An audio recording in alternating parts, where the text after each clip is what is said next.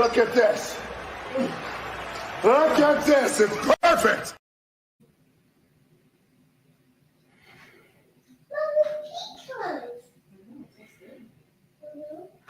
What the hell?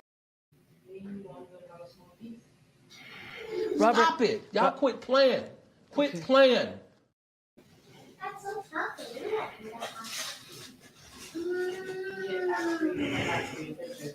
Who the hell told you tonight was open mic night, bitch?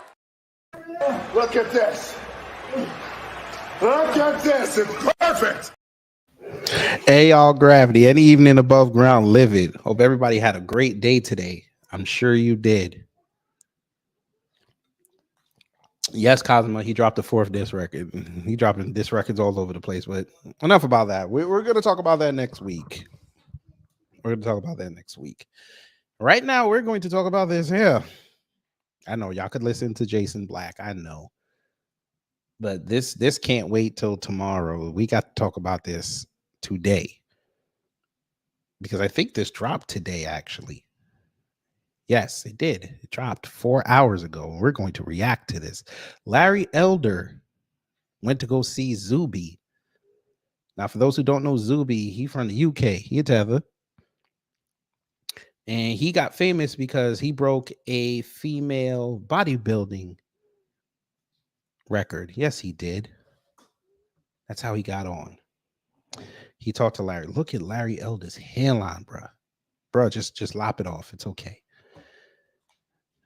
We're not even gonna put the transition. We got to talk about this.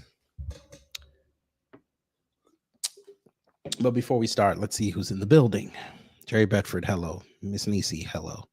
Cosmo Fury, hello. And Lehman Lucas, hello. For those who haven't said anything in the live chat or the comments, good evening. Let's begin. We've proofed it. Fair use. Fair use. Is what I call the epidemic of fatherlessness. Yes. 70% of Black kids are raised today without a father in the home. Jesus Christ, he walked out within 8 seconds. He's telling that lie again. He's telling this lie again. I thought we debunked this lie last week. I thought we debunked this lie last month. I thought we debunked this lie last year. Sir, you sat in front of Van Lathan and Rachel Lindsay. You tried to tell that lie, and he broke out the stats on you. What? Larry, I get it. You're still living in the 90s in your heyday. I get it. When you had the mustache and you had the goatee working, I get it. Welcome to the 2000s, sir.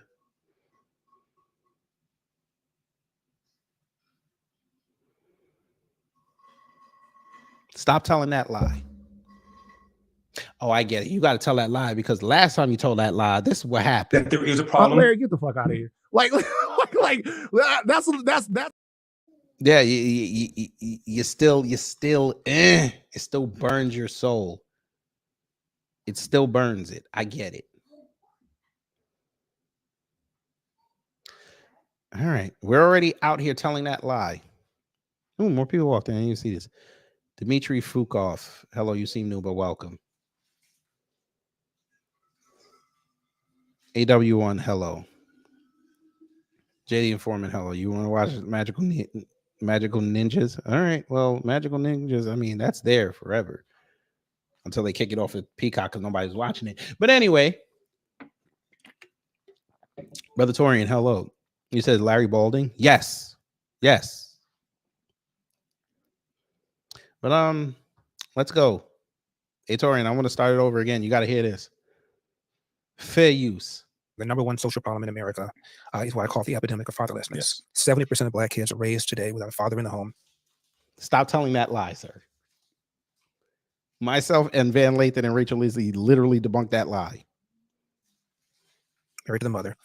Up from 25% back in 1965. Marriage rates in the Black community have been going up for the last 20 years, sir. Stop telling that lie. Now 25% of white kids enter the world without a father in the home, married to the mother. 40% of all American kids do. And the numbers. This man went right back to the 50s. Come to 2020, sir. It's okay. There's innovations here. You know, we got things called cell phones. You don't even have to have the line connected to it. It's okay. You know, you can go get something to eat at 11:30 at night. It's okay. At the grocery store, guess what, Larry? Maybe you didn't know this because you're stuck in the 50s. They have a thing called self-checkout. You don't even have to talk to anybody. You can just scan your groceries. I know the meat prices look crazy. You'd never pay for that. I get it. But come on. It's okay. It's all right. Guess what? Cars have computers in them. They can talk to you now. It's all right. Come on. Come into the future. Come on. Are clear. If you were raised without a father, you're 5 times more likely to be poor and commit crime, 9 times more likely to drop out of school, and 20 times more likely to end up in jail. What's up, ladies and gentlemen, boys and girls around the world? I would like to welcome you back to the Real Talk with Zuby podcast. On today's episode, we have got on a legendary guest. I feel like this podcast and Now, Zuby, now you know better than that. Dimitri asked, was the rate of single-parent homes higher or lower prior to the 1970s? It was lower, and then it went up, and then it started going back down again. Ebb and flow. It's okay. Larry don't want to know that. Daughter of the Most High, hello, you seem new, but welcome. Yes, and Miss Nisi, he said legendary. Yes, he did. conversation is long overdue. He is a longtime radio and TV host. He is a former candidate for both California governor and U.S. presidency. And what happened both times, Zuby? Make sure you tell your audience the full truth. He lost. And he is also the author of the latest book, As Goes California. And this is the one and only Larry Elder. Welcome to the show. Whenever I'm told I'm the one and only, that means old. Yes, sir. You're over 70. Yes, you're old. It's okay. It's okay. I've been doing this almost 40 years, Zuby. That's good, man. And thank you for The 40-year-old Griff. Oh, man. Damn, I wish I had Photoshop. That would have been the perfect thumbnail. Take the 40-year-old virgin cover and put Larry Elder there and say the 40-year-old Griff. Damn. I gotta get Photoshop. They're not calling me the black face of white supremacy, which is what I was called by an LA Times columnist whose initials are Erica D. Smith. Oops. He thinks he's funny. Dude, that's some.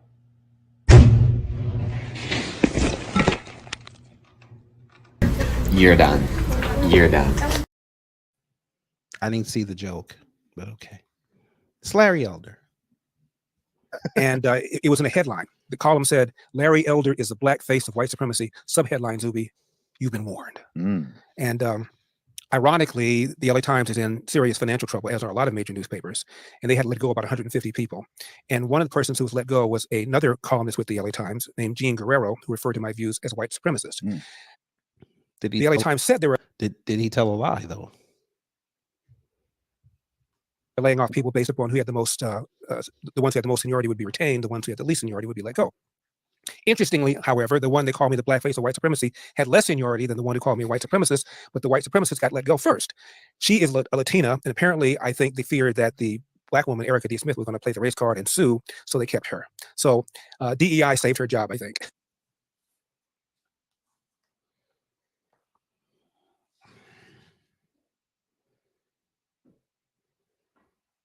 Yes, Miss Nisi, that's what the woman called him, the blackface of white supremacy. And we all had a hearty laugh when we saw that. But did you peep? He's really trying to hang on to the cool kids. Now he's talking about DEI. Larry Elder, you were a DEI candidate on that debate stage. Wait, you didn't even make it. You were a DEI candidate, sir. It's okay. We understand.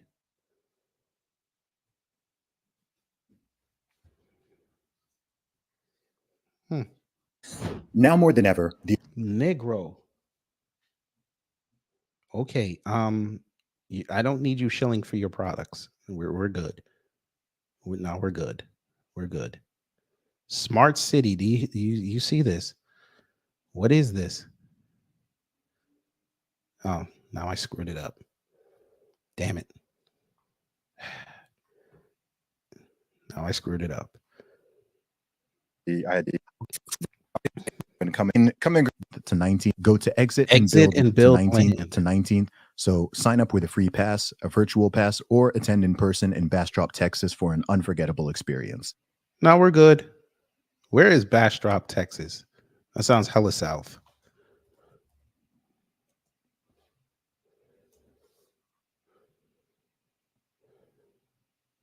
Why does this look hella south? Wait a minute. Okay, here's Bastrop. It look hella small. Where is the? Okay, here we go. Let's see. What's your closest city? Oh, it's like looks like an hour southeast of Austin.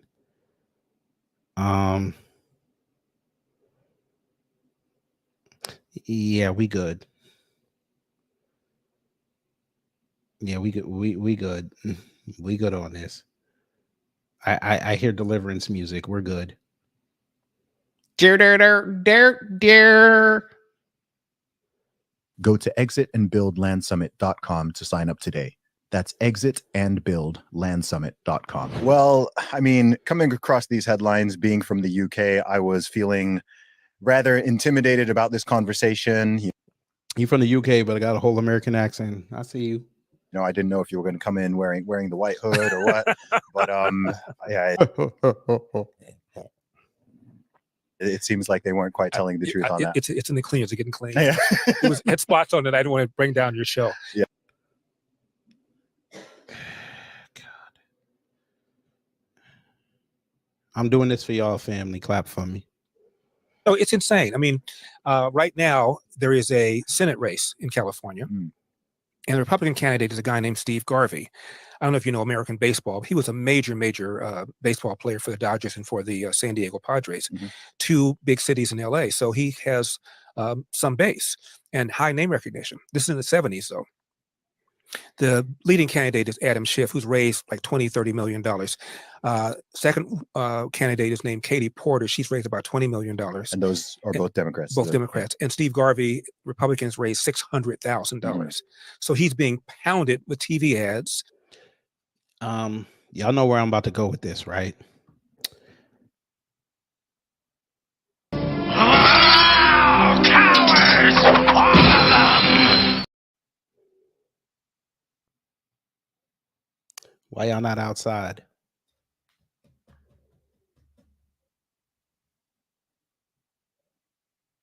You know how powerful Adam Schiff is. Why are you not outside?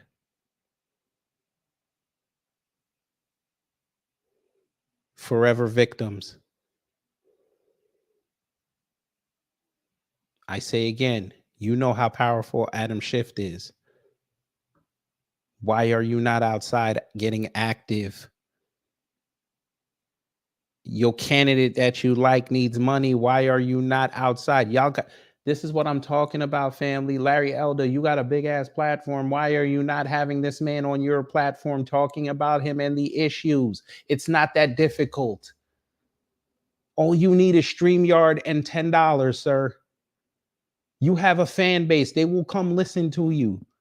Pay Epic Times if you have to. I'm bet you're paying for that space to do your rhetoric. You could have him on a live stream. They'll drop super chats. Say it's not gonna go to me. It's going to go to Steve.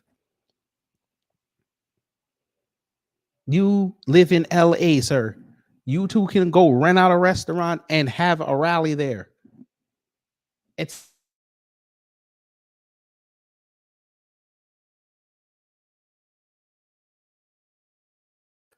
go to the La Brea Tar Pits, have that rally, and then you jump in the pit. But cowards. Oh, cowards! All of them! Cowards.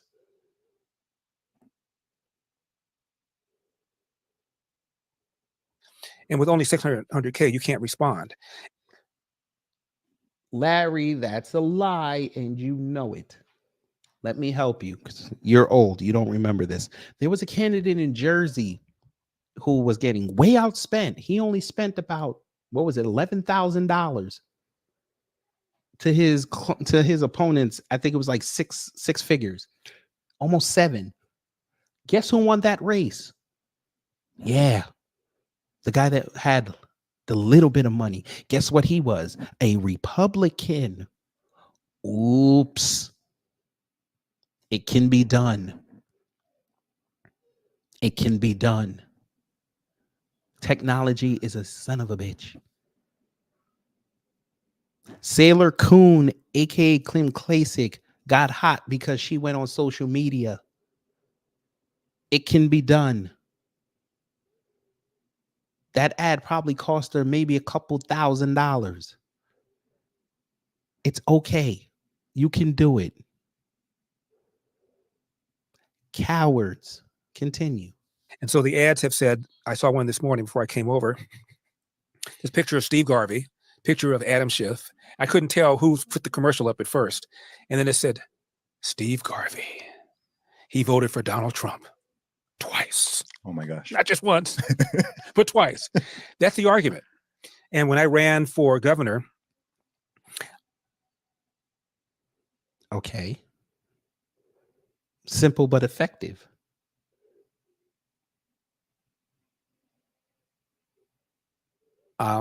Every ad, and there were a bunch of ads, showed a picture of Larry Elder and Donald Trump. At the time, I had taken one picture with Trump in my life.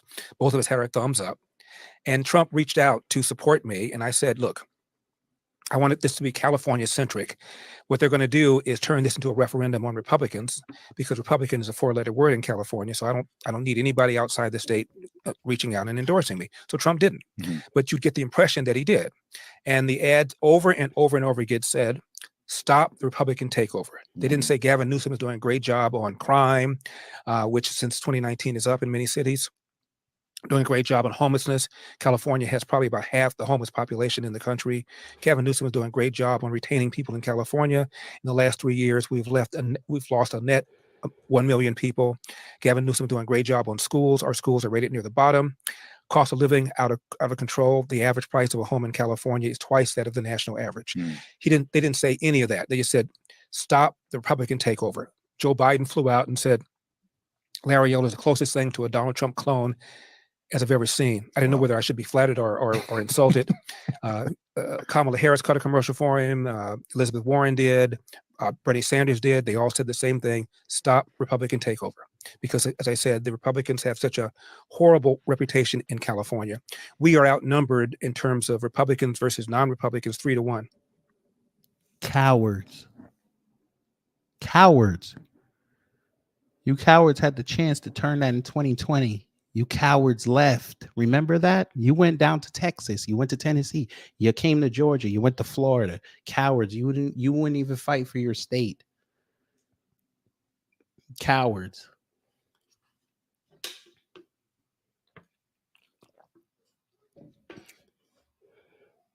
At least before I left, I went down fighting for my state. You cowards left before you even had a chance to fight.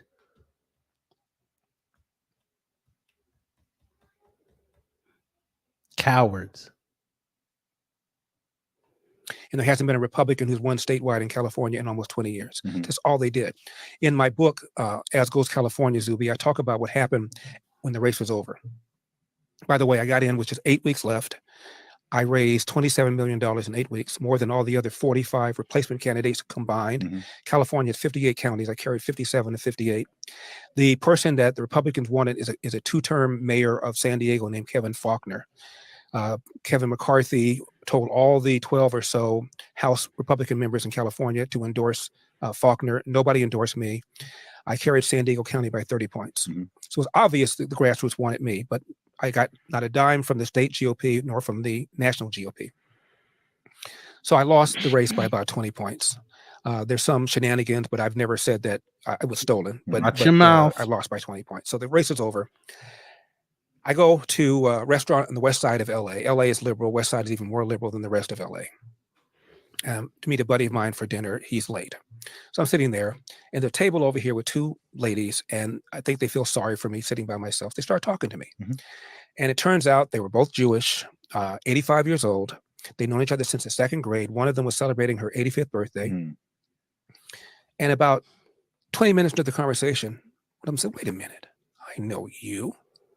You're that guy that ran the recall. You're that Larry Elder. And they smiled and said, well, guess who we voted for? I said, we didn't vote for me. They said, how do you know that? I said, well, let's see. You're both Jewish. One of you said that you are human rights activists. That sounds xenophobic, by the way. That sounded borderline racist. When the west side of LA, you didn't vote for me. And they admitted they didn't. I said, well, tell you something. How do you feel about the crime? And they both knew people who'd been mugged. How do you feel about the quality of our schools here in Los Angeles? And they both admitted they would never put their kid in a LAUSD school to save their lives. Their kids were in private schools. How do you feel about the way Gavin Newsom shut down the state in a more severe way than anybody else did? So now about a third of all restaurants in California are now gone forever. And these are small restaurants owned by the Black and brown mom and pop people that people on the left purport to care about. And they both told me they knew people who lost their businesses. How do you feel about the way people are leaving California? And they both said that they lost very good friends who could no longer take it here because of the taxes, and they couldn't afford to buy a house. I said, so here we are completing each other's sentences, but you didn't vote for me. Yeah. And I said, have you ever had a conversation with a conservative Republican before? And they said, no. These are 85-year-old women. Yeah. And I said, and one of them said, what do you drink? And I said, double vodka, splash of cranberry and orange juice. She said, I'll get that for you. What are you eating? I said, well, I was going to have steak, but I think I'm going to upgrade it to lobster. So they bought my drinks. They bought my meal. We had a great time. So you hoard for yourself for a meal in a conversation.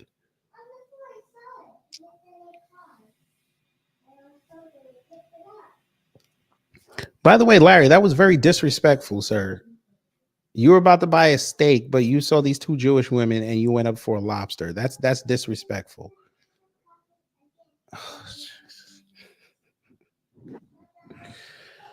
Oh, man. Time. They had never spoken to a conservative Republican before. Wow. Also in the book, later on in the book, I have some back issues, which is why I take something called Relief Factor. That's not a plug. And my friend gives me the name of a masseuse, massage therapist. He said might be able to improve something. So I go look at the address. I'm thinking it's going to be in an office building somewhere, and it's a residential street. I turn down. It's a house. So I knock on the door. Lady opens the door. I get hit in the face with a big plume of marijuana. Not that I would know what that would smell like, of course. No idea. And she's got tattoos everywhere, piercings everywhere but her eyeballs. And she starts working on me. And she's playing Motown music. I know you're a rapper, but my favorite genre is Motown. Yeah. And they played a song, My Girl, one of my favorite songs. And I said, that's my girl. When I got married years ago, I played it at my wedding. It was written by Smokey Robinson. He wrote it for David Ruffin, who at the time was the lead singer of The Temptations. David Ruffin, unfortunately, died from a drug overdose. Another song came on. That's Marvin Gaye. Marvin Gaye wrote this one called What's Going On. Berry Gordy, the then owner of Motown, didn't want him to record it because he wanted to control all the composition. Marvin Gaye did it anyway and became the biggest hit Motown ever had at the time. So about half hour into the conversation, into the session, she says, I know who you are. I know who you were when you called. I didn't want to say anything. Had I known you were this funny and this personable, I would have voted for you. I said, do you know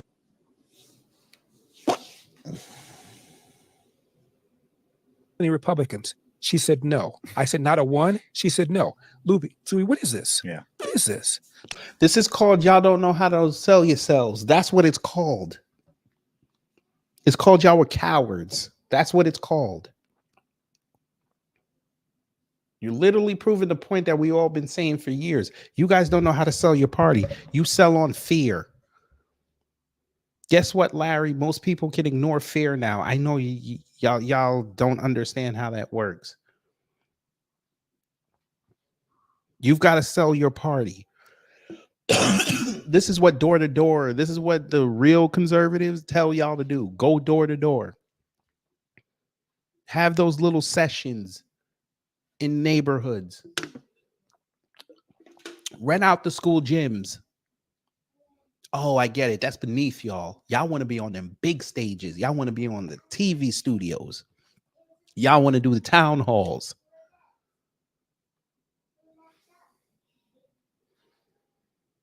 Y'all don't move among your people. That's why they don't know you. Larry Elder, when's the last time you had a session with people? You rented out a nice little restaurant, 100 seats, and you sat there, a nice low end restaurant, meaning you're not charging people $100 a plate. You put out a nice buffet spread and you sit there with a microphone and you tell them what the issues are. You don't try to indoctrinate them. You talk to them like a real person, like you did at that table. But we know why you talk to them like you did. We know why. That's how a candidate moves.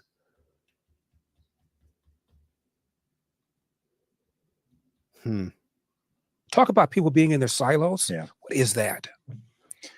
Wow. I often, when you were describing that, I often wonder if with those situations, I think it's more likely that they are not aware that they've ever had a conversation with a conservative or a Republican. I don't believe you can reach 85 years old and live in a state with as many people as California and you've never actually spoken to a conservative. Do they not live in LA?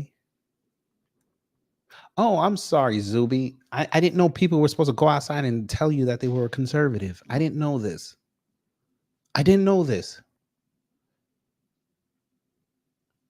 Hey, I'm going to go talk to somebody. Hey, I'm a straight black male. Okay, why are you telling me that?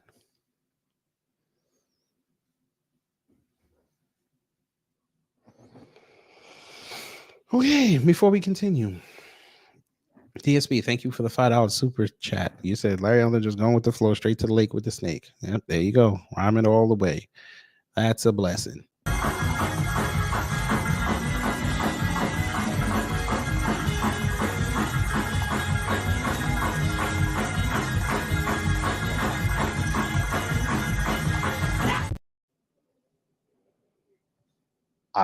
I have an echo of this story because when I was in London for 2 years, I lived with I had two female flatmates that I lived with, and we never talked about politics or social stuff, cultural stuff on any deep level. But I remember many years after living with these girls, when I'd become a full-time musician and I was just posting my stuff on social media and whatnot. Many years later, one of my former flatmates saw one of my tweets, which I can't remember what tweet it was, but it must have been something that made it obvious that I was more conservative leaning. Mm-hmm. And we had this sort of back and forth on it. And at some point she said something about she'd never had a conversation with a conservative person before. And I was like,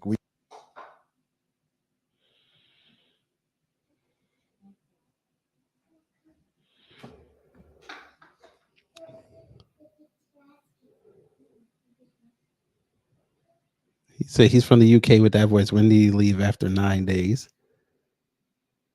Yes.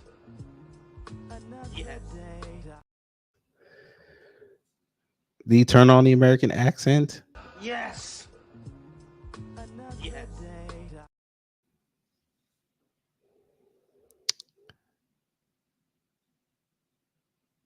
I butchered the hell out of that. I'm sorry. We'll just say the chanter. Hello, you seem new but welcome. You say it's not Larry's fault. You have to have more money than God. Again, you just got in, so you didn't hear this. There was a candidate in New Jersey, white candidate, who was going against a white Democrat. He only raised $11,000. The Democrat had 6 figures. The Republican beat the Democrat. It can be done. You know how he got it done? He went outside and talked to the people. The Democrat didn't. The Democrat skated on his money and who he knew. The guy actually went and knocked on doors. It can be done. Stop giving Larry Elder a pass. This man's been in politics for 40 years. If he really wanted California, he would have been traversing that state up and down, knocking on doors. From LA to the Redwoods. He didn't want it.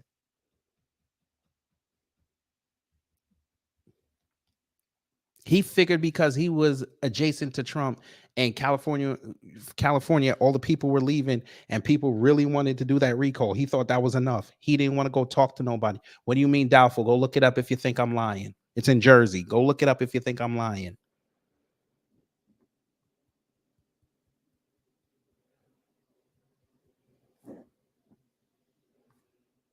You can go look this up and fact check me in real time.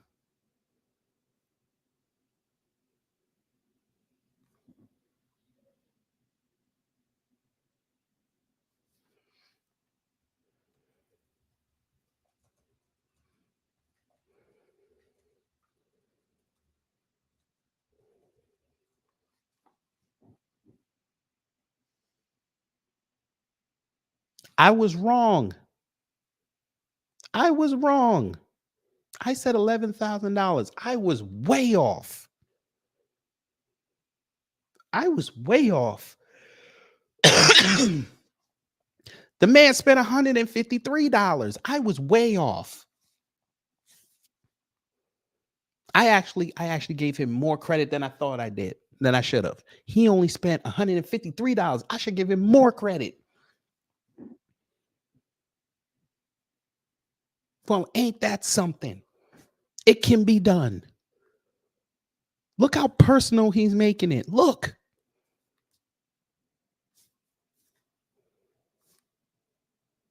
The man was a truck driver. Let's look. Appealed to the base conservative voter in this part of the state, Republican and Democrat. What did he do? What did he do?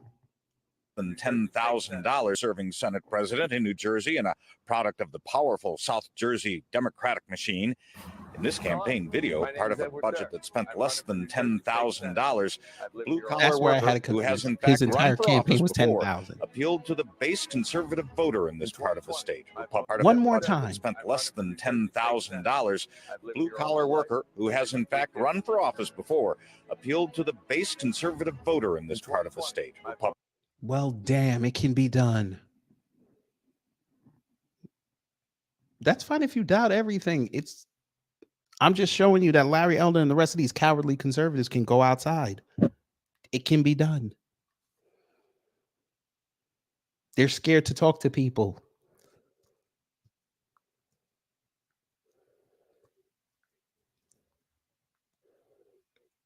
But anyway, back to the video. Apartment for 2 years. We just didn't. Yeah, I was like, we just didn't have those conversations because a lot of people, they conjure up. By the way, Zuby's from a shitty area in England called Luton. Up an idea and a fabrication and a caricature of what they think conservative or Republican means. So I find that a lot of people in very liberal or progressive areas, they get their idea of conservatism from their progressive friends and progressive media rather than from actual conservatives. So I think that's part of several reasons why it's even been shown in numerous polls that generally speaking, conservatives understand liberals better than liberals understand conservatives. And you'll be hard pressed to find a conservative person who's like, oh, I've never had a conversation with a liberal before. Cause it's just like, how is that even possible? Like did you go to school? Did you go to university? Do you just exist in the world and the workplace? How can you not have ever met someone with those viewpoints? So I think it's more the fact that people are not even aware, and maybe because conservatives maybe in the state are more quiet about their views. They don't wear it on their sleeve for obvious reasons, as pertains to tolerance or lack thereof. And so I think you have all these people interacting and integrating, but oftentimes that's not put front and center. And when it is, that's when they think, oh, the boogeyman is coming out. But I also, think it's the dominance of the left in media, in academia, in big tech. Oh, God, here we go. In Hollywood. I just saw a poll that said only 3% of journalists describe themselves as Republicans. 3%. So what? And at Harvard. So what? So what? Oh, Jesus Christ. They really want to have a club. I don't understand this. All the controversy with Claudine Gay. It turns out only about 3% of Harvard professors call themselves somewhat conservative or conservative. Yes. So the ones who call themselves conservative, probably 2% or maybe even 1%. So they're just not hearing the ideas. And you look at Hollywood, dominated of the contributions given to. Didn't y'all have all these conservatives come outside and you have all these platforms outside creating all these crappy movies. Why didn't y'all build y'all conservative Hollywood?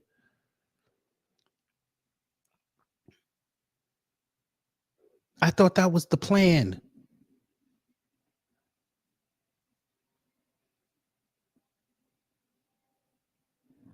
You got Kevin Sorbo, you got y'all's Gina Carano, you got the Daily Slime. Y'all got all these platforms. Why aren't you creating? Go outside and create.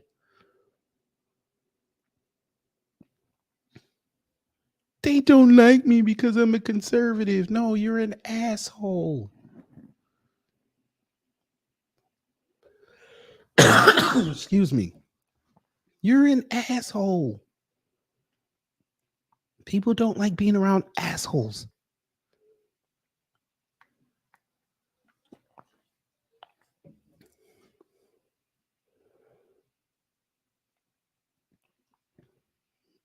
They don't identify as conservative. Oh, they're somewhat conservative.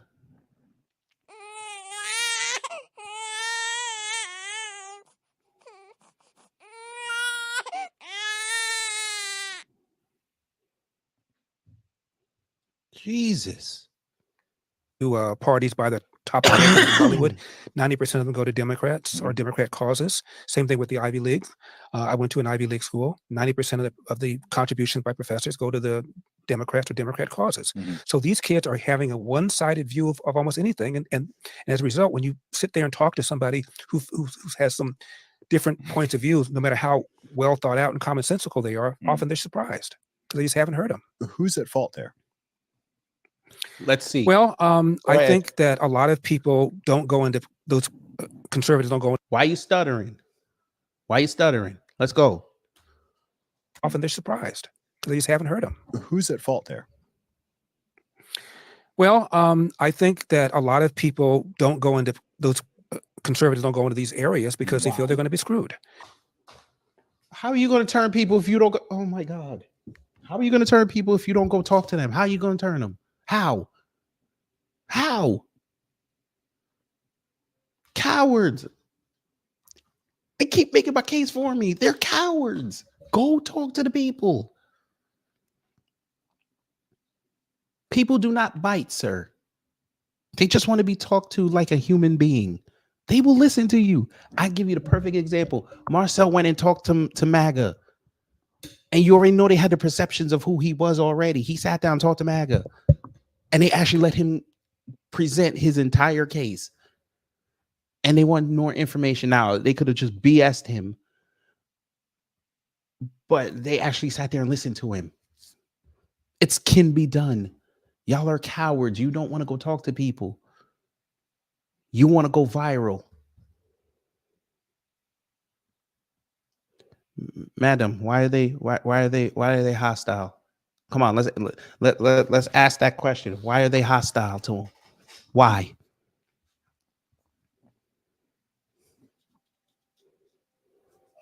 Come on, let's put on our big boy thinking caps and big girl thinking caps. Why do conservatives always feel like when they go around people they're hostile? Why?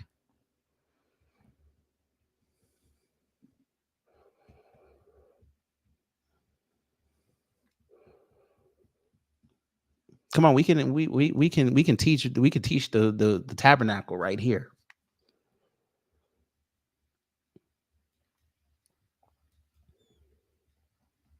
Again, you're not answering my question. Why do conservatives, when they go around liberals and other people, why do they feel as though they get treated like shit? And why are they treated hostile? With a hostile attitude? Why? Come on.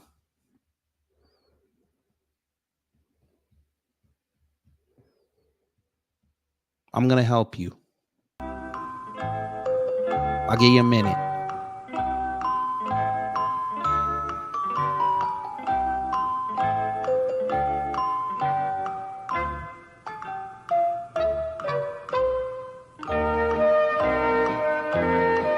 How y'all doing today, by the way, while they're formulating their answer? How are y'all doing today? How was your day? Hey, give Brother Torian some birthday cakes. It's his birthday. He's 35 today. Let's give him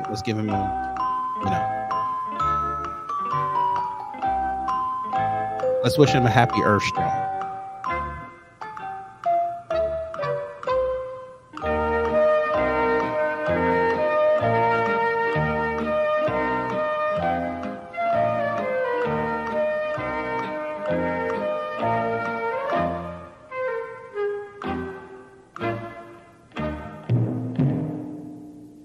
Okay, you gave us an answer. You said I gave good service and still got dissed.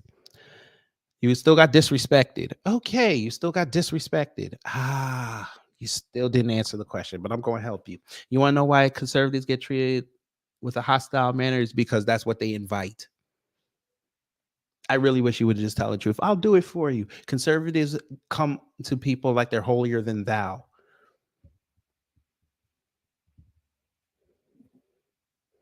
Jay the Informant, pause.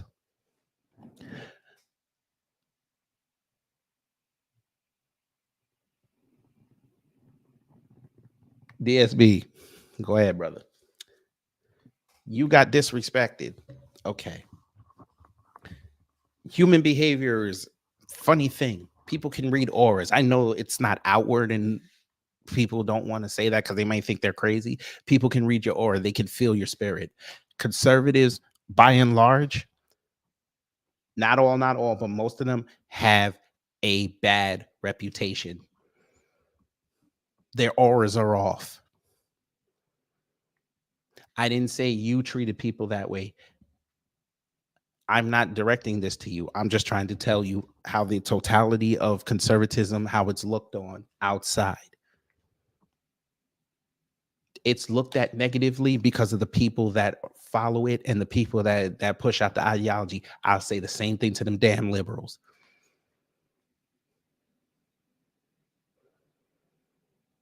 Y'all are all indoctrinated under an ideology, and then you go outside and people that don't follow it, you treat them like shit. You don't even say, let me put the ego away, have a frank conversation. People do not want to be preached to. If they want to be preached to, they go to church and get fleeced by the pastor with three offering plates and a 40-minute word that's going to make you fall asleep. Liberals are going to go outside and tell you that they're going to try to talk for us, that we're victims. I can talk for myself. I don't need you. Conservatives think they know everything. They know nothing. And since you haven't been here, I'm going to explain this to you. How come all y'all's conservatives now are starting to get knocked off or they're starting to get exposed? It was a great 7-year grift. Now we're in year 8, and every single one of them are getting exposed. They're either a racist or they don't know what they're talking about. It's not true. I think you need to go look up the history. Go find your favorite conservative and tell me they haven't hit a roadblock the last year. Give me your favorite conservative. Give me a favorite conservative. Give me one name. Doesn't matter who.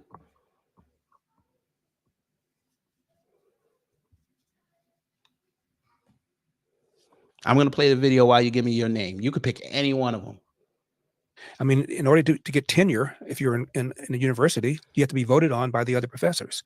And I know a lot of instances of professors who've gotten blackballed or refused tenure because of their views. There's a guy named John Lott. John Lott is a economist, does a lot of work on guns. I feel like and Thomas he wrote a about book to be called mentioned. More Guns, Less Crime. At the time, he didn't even own a gun, and he wasn't even that conservative. He just found out nobody ever done a study on the relationship or lack of relationship between gun ownership and crime. And it turned out, according to John, and I'm kind of summarizing complex research, but it turns out, according to John, counties with the greatest per capita gun ownership had less crime. And so he wrote a book called More Guns, Less Crime. One of the big donors at the time, he was teaching at University of Chicago, major university.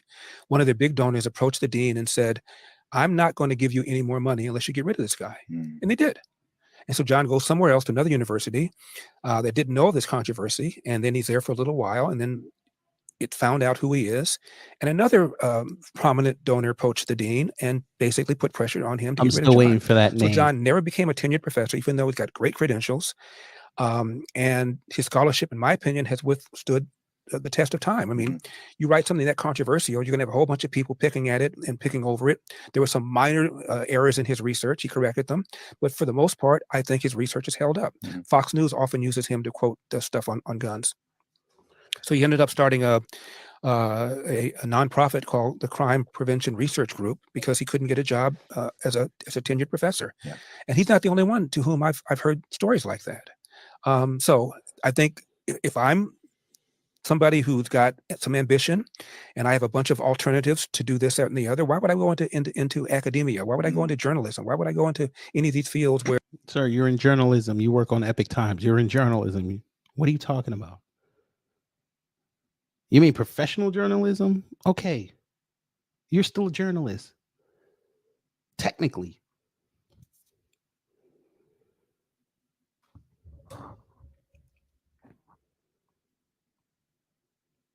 You write something compelling, people will come to it. Make sure it's backed up with facts and figures that can be fact checked. You'll be fine.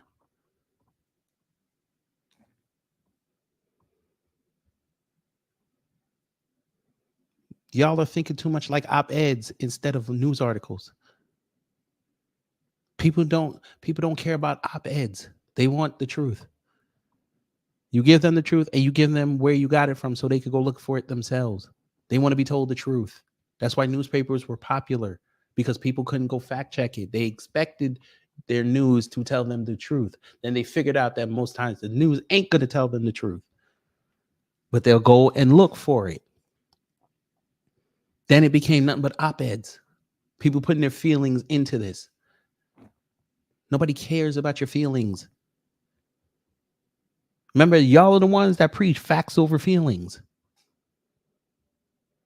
I'm hearing feelings over facts here. You shouldn't care what the left says to you. Do the work and move on. If you're right, history will make sure you are told that you are right. Where the powers that be are going to decide my fate. I'm not going to do that. I'm going to go into some other place where I can have better control over my life. Yeah. How and why do you think that has changed? And that's the problem, ma'am or sir. That's the problem. That's the problem. If they're doing the real work, then y'all need to denounce the ones that are on TV because they're making y'all look bad. How hard is that? Those professional agitators on the right, they do not represent the core values of conservatism in this country. Why don't y'all denounce them? Just like I said that about Trump with Charlie Kirk and them. Get rid of them or you're going to lose that election badly.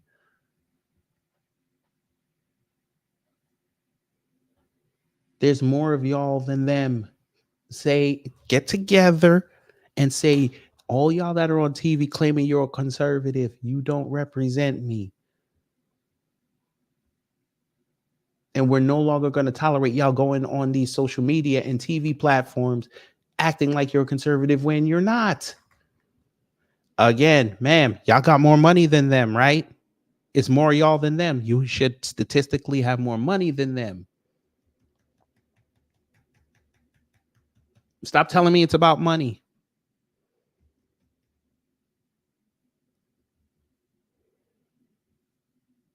How many conservatives are out there that are not on TV? There's a few million of y'all, right? Each one of y'all put $50 in, you'll have 9 figures. Y'all are in marriages, correct? Y'all can spare $100. Go create something. And stop telling me it's not true. Now you're deflecting. Because I got bummy liberals out here that could outspend one of y'all easily. Knock it off. Y'all don't want to go outside because you don't. Never mind. I ain't even going to do that to you. I'm not even going to do that to you. Over the decades, because I'm not American, let alone Californian. First time I ever even came to this state. You say that with pride, let alone in California. Zuby sniffs, let alone in California. I love the USA. Yeah. Now they've been California is wiped not out. one of You my see top this? states. Now but the real I do come conservatives here have a been lot. wiped I know out. a lot Here of we good go. people here, and I have friends here. You got an and it is excuse everywhere. one of the most beautiful parts of the world. I think it's the most beautiful state in America. Mhm. I was born and raised here. The politics are awful. I mean, How has it changed since you were in your youth in terms of the politics? Well, because I know that this used to be a Republican state. No, it sure did. I Okay. mean, Orange County used to be the most reliably Republican county in the country. Mhm. Richard Nixon was a senator here. Ronald Reagan was a two-term governor here. We had a governor named Pete Wilson, Mhm. who also served 2 terms. Even Arnold. Yeah. But I'm hearing and that's interesting that excuses. you mentioned that. Arnold became governor in a recall election, and that's what I ran in a recall election in 2021. Ma'am or sir, I'm hearing excuses. I thought you conservatives don't live in excuses. Why are you giving me excuses?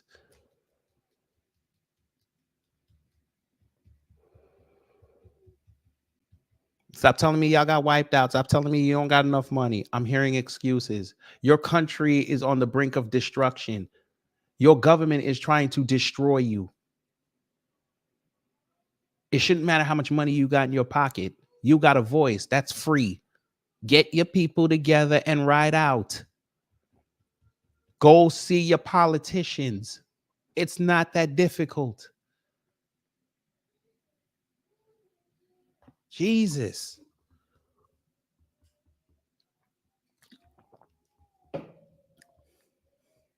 You got Fox News over there praising Governor Wheels, aka Greg Abbott. He over there putting razor wired alligators in the Rio Grande. He's doing something and he's sitting down doing it. Y'all are mobile. Get active. Go win back your country.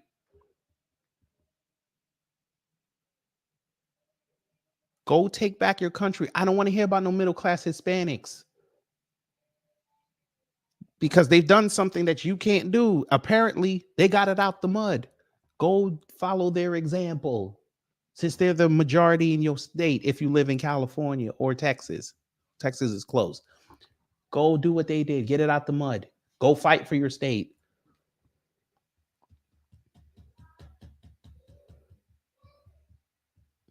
Go fight for the future of your offspring and their offspring. Go fight. Stop giving me excuses. You're making conservatives look bad right now. Thank you so much. Arnold's was 2003. And since then, there are now 5% more registered Democrats. There Go are fight for your 33% fewer neighborhood. registered Republicans. Mm. And there are 50% Go fight more for 'em. registered independents. And even the New York Times said independents in California vote Republican. Maybe, state has- maybe if you fight them black single mothers living in Section 8, they could go get houses and apartments. Go fight for your district. Stop telling me empty platitudes. Go fight for your district. Go fight for your country. Go fight for your state. Go fight for your ideology. Stop giving me excuses. This sounds like failure talk. Have you given up? Tell everybody, tell the 50 people that are watching us right now. Tell them that you've given up, and I'll leave you alone for the rest of the night. I won't even say nothing to you. Tell me you've given up. It's just gotten more and more left wing since I've been a kid. Why?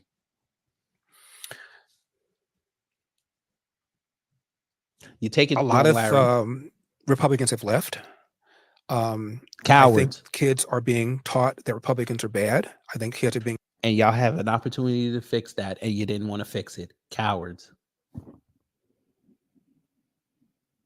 Go fight for your Americans that need them jobs. Again, you're still giving me excuses. Go fight for your country.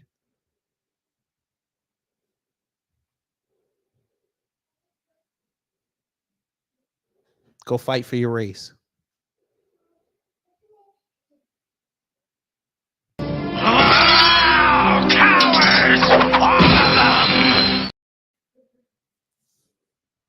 Being taught that capitalism is bad.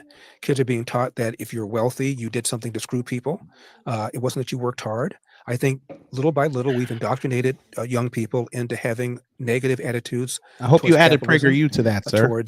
towards God, towards religion. Here we go. And as a result, we are now manufacturing kids that are more and more left wing. Is that unique to Whose fault is that, sir? Whose fault is that? Y'all watched that happen from the 80s on. Whose fault was that?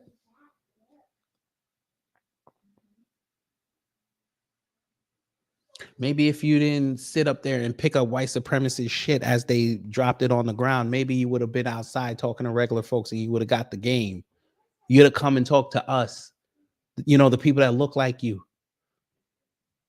We probably could have hipped you to the game. You could have still been your conservative way, but you would have been at least able to talk to the people.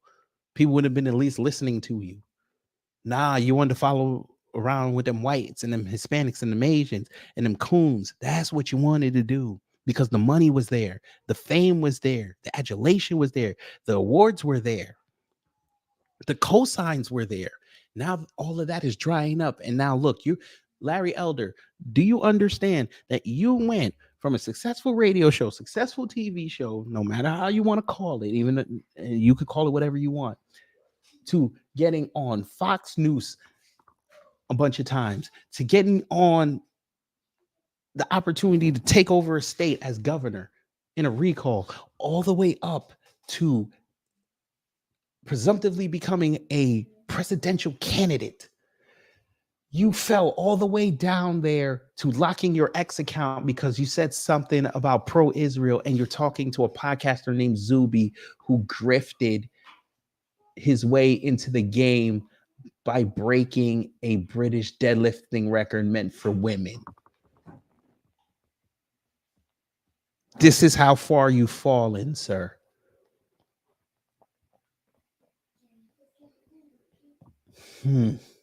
Damn. California, though? I think it's worse in California. California is one of the most left-wing states. Massachusetts is up there too. But I think it's happening all over the country. Yeah. We are just, look at the universities. I saw Great, a study the about banks are in control. Go get it, them Jews in the nation. Universities, big, small, east, west, north, south, Stop public, being private. scared. Overwhelmingly, the professors are left-wing. Yeah. And if you assume that teachers have some sort of influence on how you think and see the world, then we are creating more and more left-wing people. It's interesting because I wonder what the things are that sort of separate California from other states or even other places in the world. Because if you look at academia around the entire world, or you look at in the entertainment industry, or you look at mainstream media, it always has a liberal bias. These are things that are based in big cities, whether it's LA, New York, London, Paris, Berlin, all of these places. Funny thing, y'all got cities called Nashville, right? Y'all got areas in Tennessee. Tennessee's a red state. You got areas in Georgia. Georgia's a red state. You got areas in Florida. Florida's a red state. South Carolina, red, right? Mississippi, red. Texas, red. Texas is hella red. Missouri, red. What am I saying? You have places you can go. Most of the Midwest, the Plains area, that's red. You could have built over there. Texas, you could have built movie studios in Texas and have y'all's conservative Hollywood there. You could have done that. You could have done that. You could have went to middle Georgia and done that. Macon would have been nice to have that money, even though they're kind of liberal, but that would have been nice to have that outside. 50 Cent, he's somewhat conservative. He went all the way to Louisiana, a red state, and built a movie studio. It can be done. Y'all didn't want to do it because that has something that you don't have and you've never exhibited in the last 8 years. It's that word called accountability.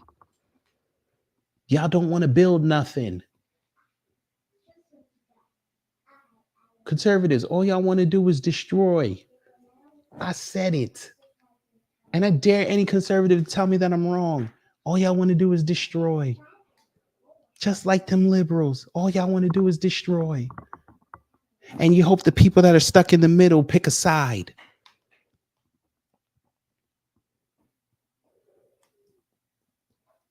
Which part of the destruction do you want to be helping to fix? Which part of the destruction do you want to claim? Go ahead and tell me. Ma'am, you could go, ma'am, sir, you can go down to Texas and build. What are you talking about?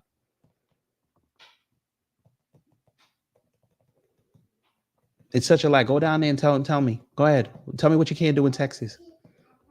What can't you do in Texas? I thought Texas was fiercely Republican. What can't you do down there? Tell us. Y'all down there deleting black folks. Y'all down there, y'all living the life. Y'all got a whole bunch of Nigerians. You got Nigerians taking over 2 of your big cities. What can't you do down there? Y'all got rodeos every weekend. What can't you do down there?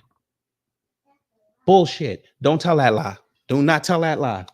Man, they're situated, ma'am, sir, they're situated in the big cities. What about the rest of the state? Oh, you're about to tell me that Austin, Dallas, Houston, and San Antonio, and the college towns, that runs your state, right? Go fight for your state. Go fight for your state. I'm hearing excuses again. Go fight for your state. You got 54 electoral votes. Go fight for every 54 of them. Go fight. Stop letting 4 cities run your state. Go fight. Because I'm pretty sure Round Rock outside of Austin is not wholly liberal. I'm sure it's not.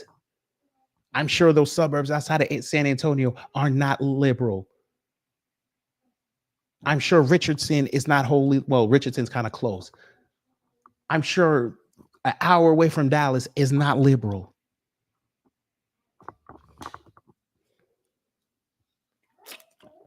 American president, yes, you need structure. How you going to get to structure if you don't fight for the foundation?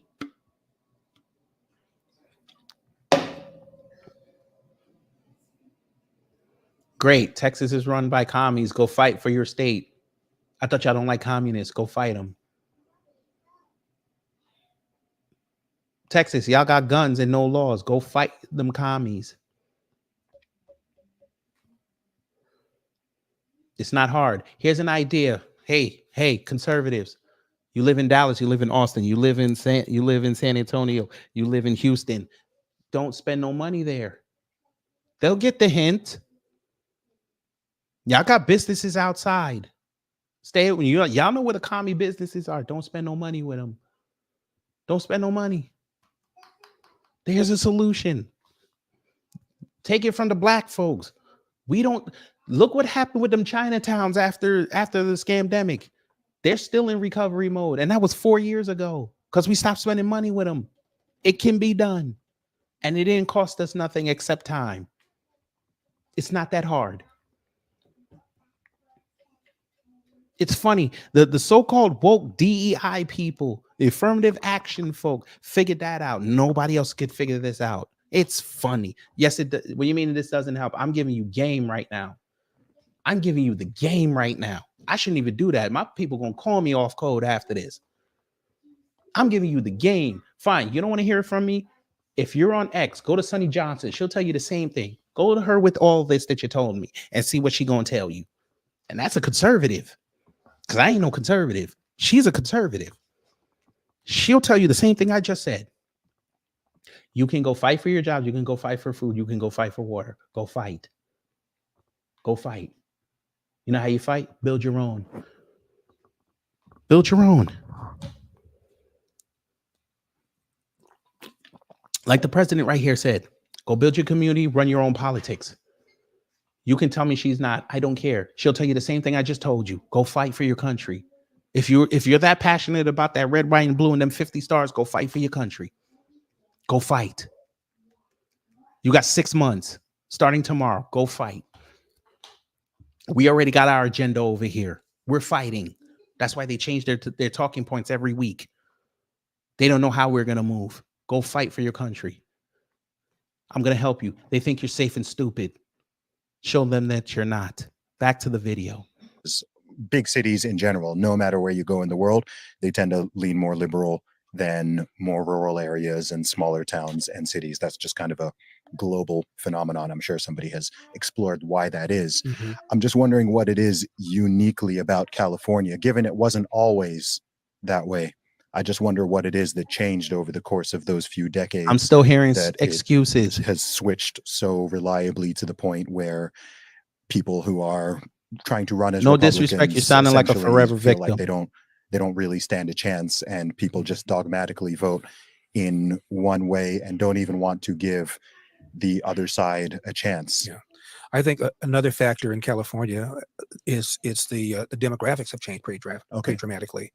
At one time, I think when I was a kid, 80% of the state was white. The rest of it was so-called people of color. Now, roughly 40%, 45% of the state is Hispanic. About 40% is white. 9.5% or so Asian. Only about 6.5% is black.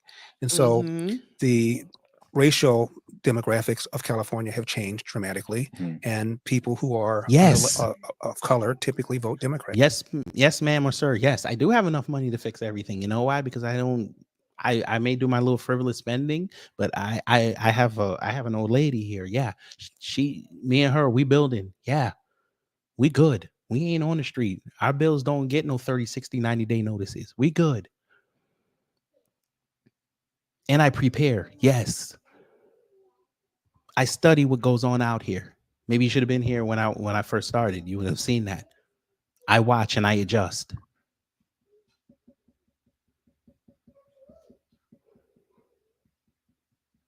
That's what fighters do.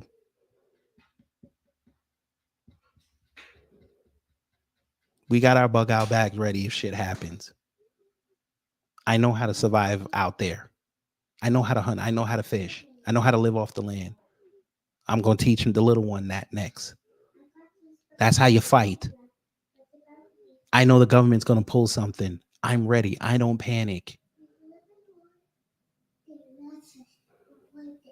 And you keep telling me about the banks. Okay, that's great. I have it. No, I'm not Jesus. I'm just a man. The Most High gave me the tools. I'm just using what he gave me. And I'm not alone. Like I said, I got my wife next to me. It's funny. Why do you think that is? They've been taught that race and racism remain major problems in America. Here we go. They've been taught that social justice is more important than crime, than schools, than jobs, and they're buying into it.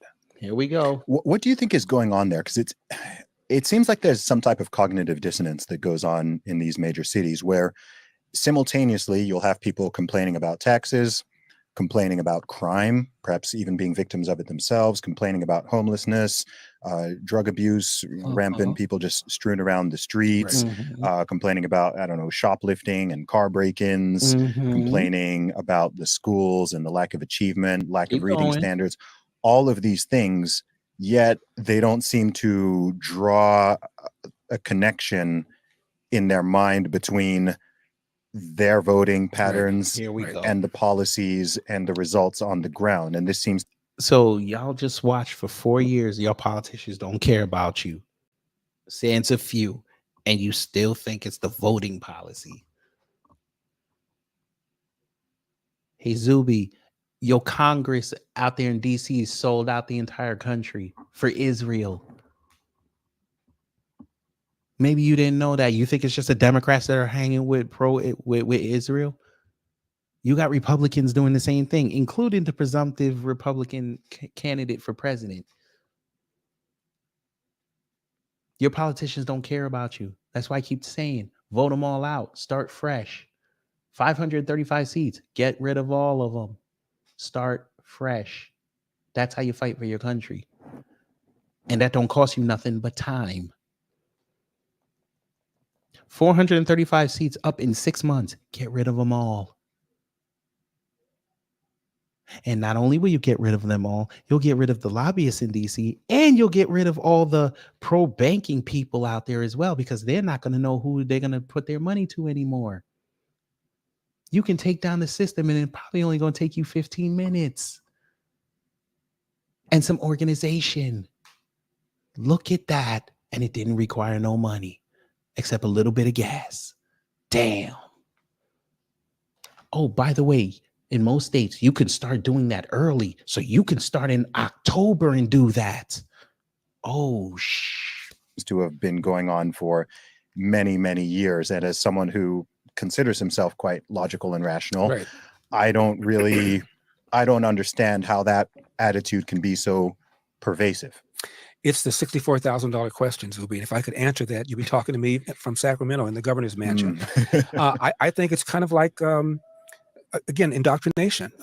I know I use that word a lot, but I think Black people in particular have been taught Republicans are bad. Republicans are racist. Republicans only care about the wealthy people. Democrats are the party of social justice, the party that wears the white hat when it comes to equity, and that's what I think they've been told. I think it's changing to some extent because Donald Trump got around 8% of the Black vote in 2016. I love the fact he got 12% in 2020. Yeah. great. And guess what happened in 2020 with that 12%? Because he didn't go outside and push the message forward. He wanted to grift. He didn't want to reinforce it. He had a plan for Black folks and waited to 6 weeks before the election to say that he had it. What happened on that fateful day, November 7th, 2020? What happened? He lost. They were outside on K Street dancing in DC. Yeah. Yeah. Yeah. Because y'all didn't get active. Because y'all were afraid of social distancing.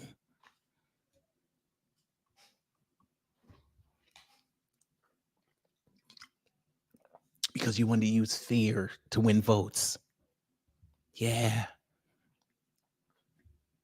Yeah. Oh, lest we forget the roach or flying animal bug thing that was on Pence. We would be remiss not to bring that up. Yeah. 20% of Black men voted for him. And now it looks like almost 40% of Blacks are considering voting Republican in 2024. So I think it's finally changing. Look at the quality of schools. And when they look at your 85% of privacy, Black give them eighth the graders finger. nationwide can neither read nor do math at grade level. 85%. When they have the security cameras in your house, give them the finger. Turn off your Amazon Echoes. Turn off your Amazon Dots. You ain't got to worry about that. I ain't got that in my crib. These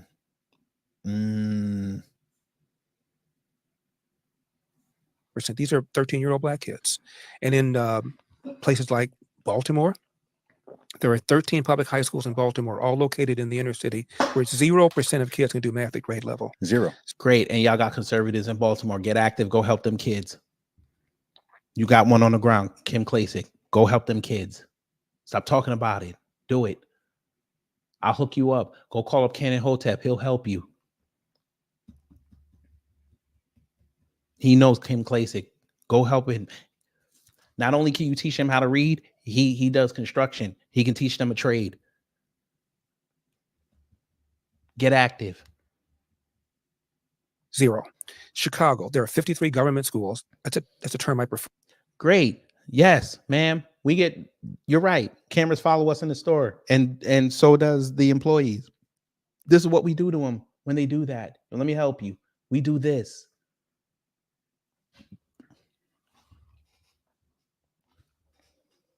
If you really want to get creative, you do this. And if you're ambidextrous, you could do this.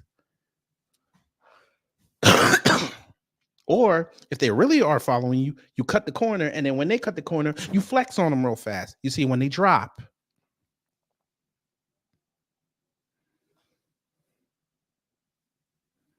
You sure about that, man? Because I go in Kroger all the time. They don't stop me. I go to stores. They don't stop me. I think you need to stop looking suspicious. I think you need to do that. Maybe it might be you. You might look suspicious. I'm just saying. I know I'm a 6'1" Black man. I should be the blueprint for suspicious. They don't bother me.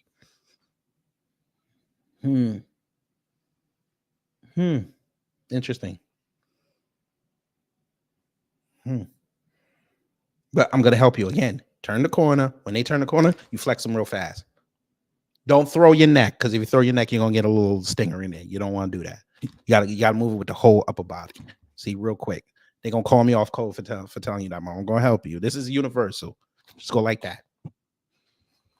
Don't yell. Do not yell. Don't be like, why are you following? Don't do that. Do not do that. You're going to give that's going to give them probable cause. Don't do that. Don't do that. Well, ma'am, you can fight for the laws. Ma'am, sir, you can go fight for those laws. I just told you how to do it 5 minutes ago. Vote everybody out in Congress. Get control of your states. You won't have this problem in 2 years. I promise you, you won't. No, DSB, I appreciate the $5. That's a blessing. They may be. We're giving them game. Can't say they can't. They can't say they didn't go to this channel and did not get game. I gave them game. But that's a blessing that you gave me another 5. That's a blessing.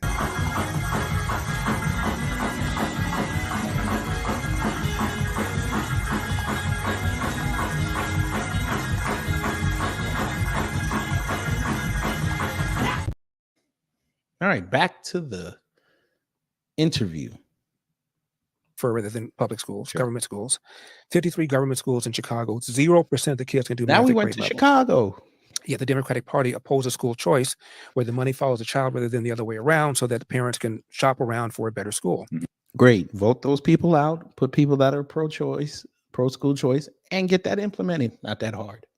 Meanwhile, the Democrats themselves have always had their own kids in elite schools. Barack Obama. So did the Republicans. Obama did.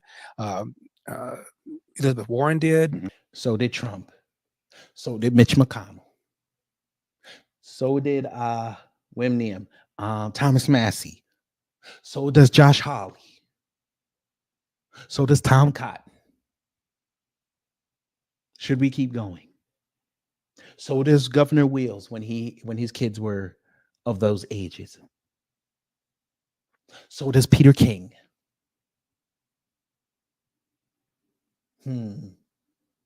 So does Mike Pence when his kids were those ages. So does the governor of West Virginia. So does DeSatan. So does Brian Kemp.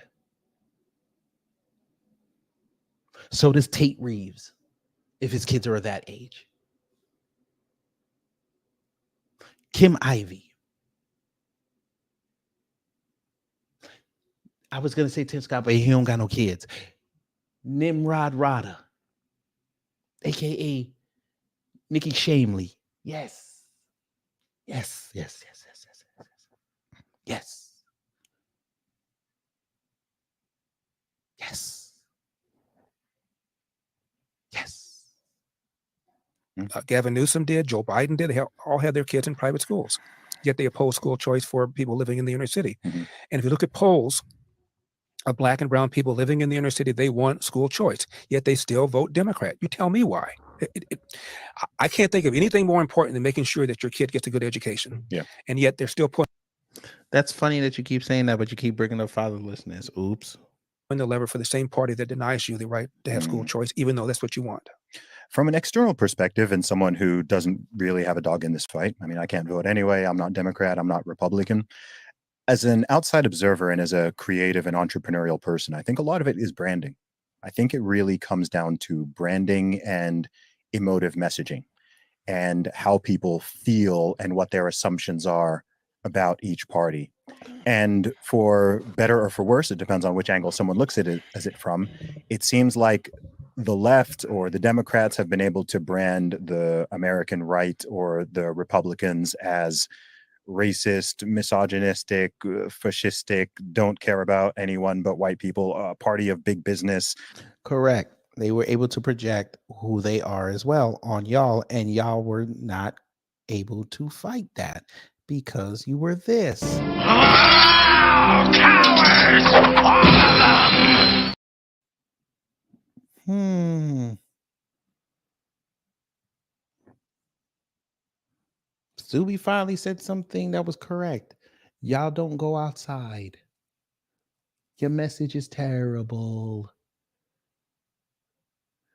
Oh, Jesus Christ. Here we go. So here we go. For you to tell me earlier that you're not a troll, that is the worst statement, and I would expect a troll to say. Because your man just said that kids in Baltimore can't read.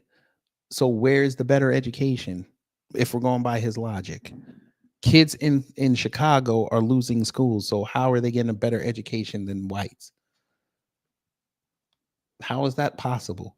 Y'all, you got a whole sector that looks like you, skin tone wise, talking about how black people have an 80 IQ. So where's the better education? We can't even get into schools. University, that is. They won't even let us in. Affirmative action is gone. So how are we going to get in?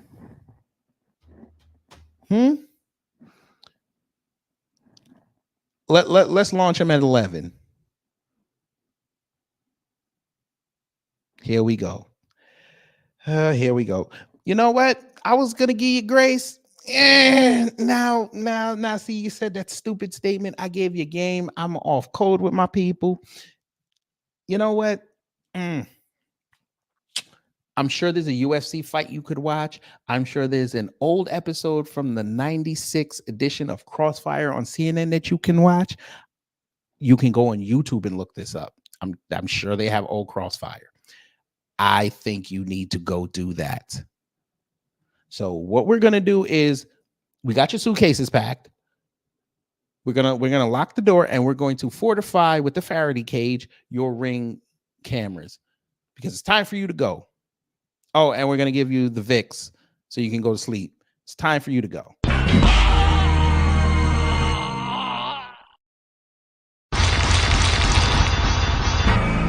Smoke wins.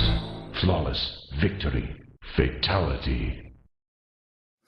Torian, you know what to do. Continue. Don't care about social justice.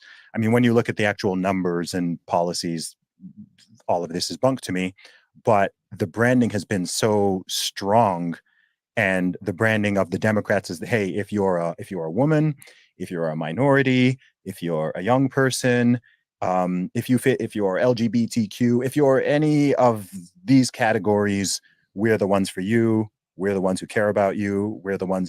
It's this sort of emotive messaging, which, even though on an idea to idea perspective, a lot of these ideas and policies are lacking and the results are not good, but they make people feel good. They move people's hearts and emotions in a way where they go, oh, okay, that's the guy or gal I want to vote for. And simultaneously, yeah, they brand the Republicans or the conservatives as mean or uncaring or somehow hateful. Well, it kind of doesn't help your messaging when 3 of your top states, Tennessee, Louisiana, and I think, what was the other one? It might have been Mississippi. There was another state. Y'all still got slavery on the books. I don't think that helps. I don't think it helps that every time we listen to something going on in a red state, it's something that's going to screw the people over. I don't think that helps. But again, the main reason, again, why you guys keep losing and you're not connecting with the people is the simple fact that your messaging and the people that you have representing that message are trash. Again, Zuby, you're on social media. What are people saying in regards to this election? They're not voting for Biden, and they're going to stay home. You're not hearing people say they're going to vote for Trump in large numbers, even though the polls like to say that he's up everywhere. It's just polling. People are saying they're going to stay home on November 3rd. Sorry, November 5th. They're not excited. And the Republicans and the conservatives have a glorious opportunity to win over voters. But these bastards sat there and got rid of their minority outreach programs. How is that supposed to help? How's that supposed to be effective messaging? Hey, we had a whole program set up to talk to people that are non-white. We're going to get rid of it. And we're going to focus on other areas. How does that help? You got all you conservatives with these podcast mics. You motherfuckers ain't saying nothing. No, y'all more worried about fresh and fit out here. I know some of y'all gonna start doing y'all Drake Kendrick commentaries. I know that. Y'all waiting for the next black person to get gunned down by the police so you can have content and blame us for our perceived shortcomings and how we're committing all the crime. Y'all out there listening to people like Diane Yap and Charlie Kirk and BIPOC doing racism and end wokeness instead of being outside getting active. Then when Biden comes outside and sends money overseas, that's when y'all want to be pissed off. Y'all want to go outside.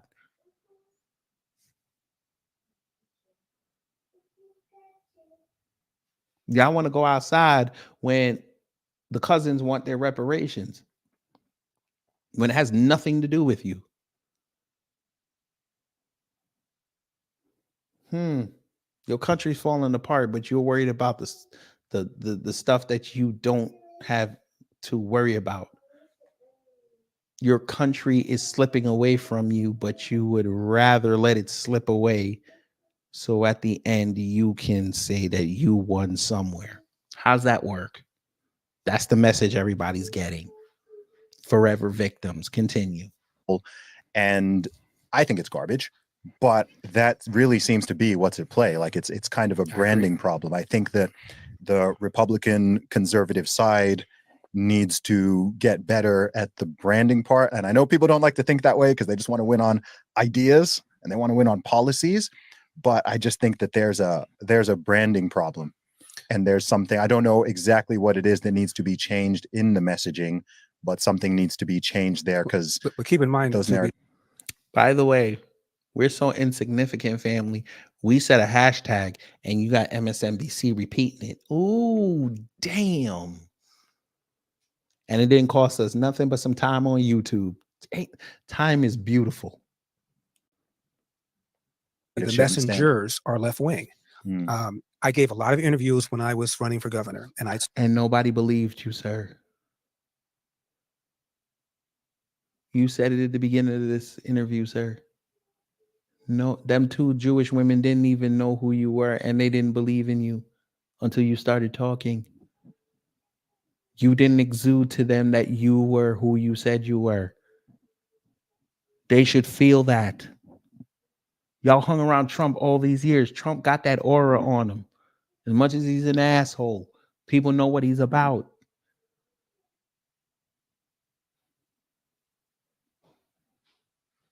Y'all don't got that. Because like that reporter said, when y'all open y'all mouth, all they hear is white supremacy.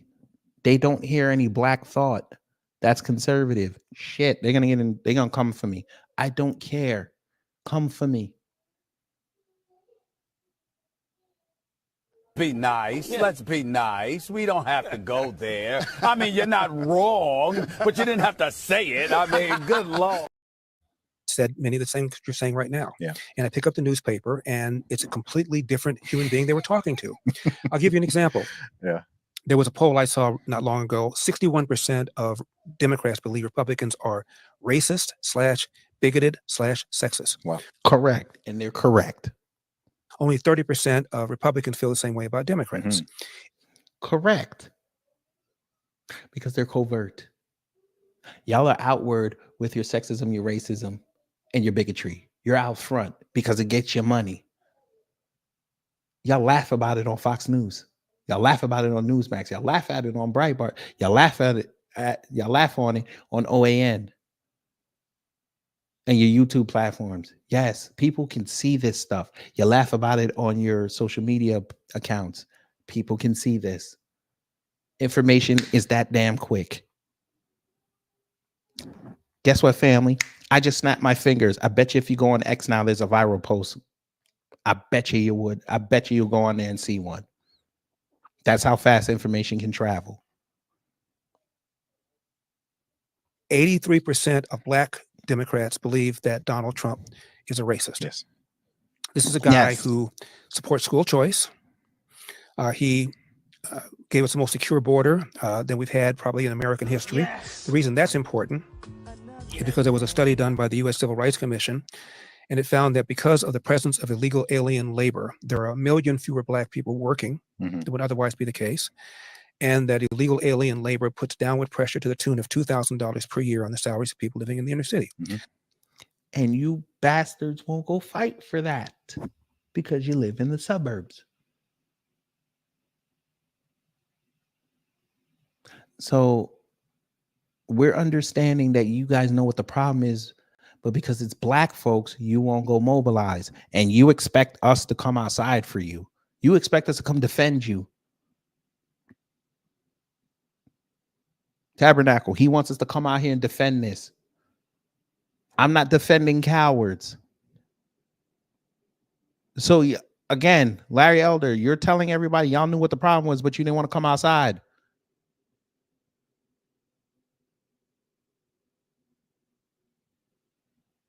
When Trump was doing platinum plan, he was setting up that council. You didn't fight for that because you were afraid of the people on the other side of the table who did not follow your ideology were going to call you coons as they were working out the numbers. Cowards. You live in LA. Tariq lives in LA. Why didn't you hook up with that man? Put y'all beef aside and work and create. How the hell could Tariq go sit down with Jesse Lee Peterson? He extended the overture. Y'all didn't want to take it. Coward. Candace Owens went on the Breakfast Club. Great. Why didn't she talk to Teslin Figaro? She's not either. Hammer that out. Get some understanding. Coward.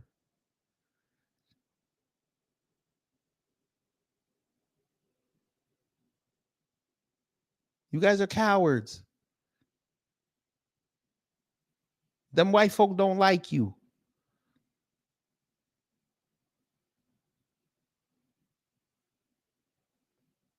And they're proving this every day because when you said what you said about Israel, then nobody come and defend you. So much so you had to lock your account. Coward. Continue. So closing the border disproportionately benefits black people. This is a guy who expanded what That's are why they're called not opportunity closing it. zones. These are distressed areas in the inner city, lowering taxes, lowering regulations in order to spark economic activity. Best economy ever for black people. He put funding for historically y'all black threw it colleges on away. a permanent basis for 10 years. No one ever done that before. And you This threw may it sound away. like just symbolic, but the first black heavyweight champion is a guy named Jack Johnson. He was heavyweight champion from 1905 to 1915, if I'm not mistaken. And he was arrested and tried and thrown in jail for something called violating the Mann Act, M-A-N-N. Essentially, he had a white girlfriend and transported her across state lines, which was illegal. Thrown in jail for that. A left-wing documentarian named Ken Burns and the actor Sylvester Stallone of Rocky approached George W. Bush to have them pardon Jack Johnson. He's now, of course, dead. And W didn't do it. They approached Obama. Obama didn't do it. Trump did. Trump also pardoned a woman named Alice Johnson, who got a very long but nonviolent drug sentence for, I think it was almost 20 years. And he commuted her sentence. No one else had done that before. And you threw it away. So you look at all the things that Donald Trump did that benefited black people. And if this dude is a racist, and you niggas and you ninjas put on blackface and said, see, they did it. he needs to And go you back to didn't fight. You thought that was enough. You gotta stop. You can't give me a gift. I need to see the work.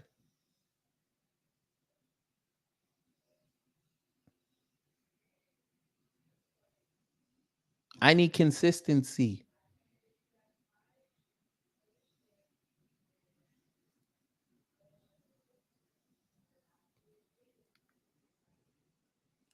School. Yet when I tell people this, it doesn't seem to matter. It's the feelings. It's the I'll emotive. I'll give you another example. I have a very good friend. You better not his say name it. is Will. That is his real name. Mm-hmm. And I've known him for over 40 years. I was very close with my late brother, Kirk. But when I got married years ago, I chose Will over my brother to be the best man at my wedding. That's how close we were. Mm-hmm. And Will has a son with special needs. His son is named Jesse. Uses that gesture, and he wasn't mocking his disability. He was mocking his retreat from the story. Yes. 3-page letter with that link. My friend, by the way, is brilliant. Perfect score on his SAT. If you stop there, what you're doing is you're creating a massive opening for disingenuous people. If you did. I'm sorry for skipping. I didn't want to hear that story. Yep. Real talk. It's crazy. Yeah, I've come across this a lot because these narratives are not just pervasive in the USA, they're pervasive globally. I travel internationally all the time, and I have conversations with people publicly and privately about all sorts of things. And I bet you that if you were to survey most people in the UK or even in, I don't know, Germany or France or whatever, and ask them about those specific things, did Donald Trump say X? Did he do Y? Then they would be like, oh yeah, he said that. I remember seeing that clip on TV. And those clips, they're not just on the US media, they're also in the UK, and they cut off the tape at the same place where it sounds like he's just said this, and just before he says, and I'm not talking about white nationalists and white supremacists, they should be condemned totally, the tape just stops. And so this is what happens in somebody's brain, because they'll remember, wait, no, I saw and I heard that. And they did. They just saw a clip, and so what they're recalling is accurate. But it's just like, but to come as an outsider and explain them and say, oh, no, he didn't say that. And they're like, no, he did say that. I heard it. And then it's like, oh, no, you have to listen to an extra 20 seconds. And people have to be led there. And I think that's, there's something that you were saying earlier, which is coming back to answer one of my own questions about the branding and the messaging coming more from the conservative or right side of the political aisle is, I think what's often missed, and I had this conversation with Vivek Ramaswamy last year because I did his podcast. Oh, Lord. And I was saying that I think that where Republicans sometimes mess up on messaging, I have quite a few criticisms, but I think one of them is that the dots are not explicitly connected. So say you want to secure the border. It's just build the wall, secure the border. We need to get rid of the illegals. We need to cut that down. If you stop there, what you're doing is you're creating a massive opening for disingenuous people who are in opposition to you, say, oh, you're racist, you hate brown people, you're this, you're that. If the dots. He finally said something else that I actually agree with. You fuckers do not go past that. It's rhetoric. I don't want to hear rhetoric. I want agendas. I don't want to hear sound bites.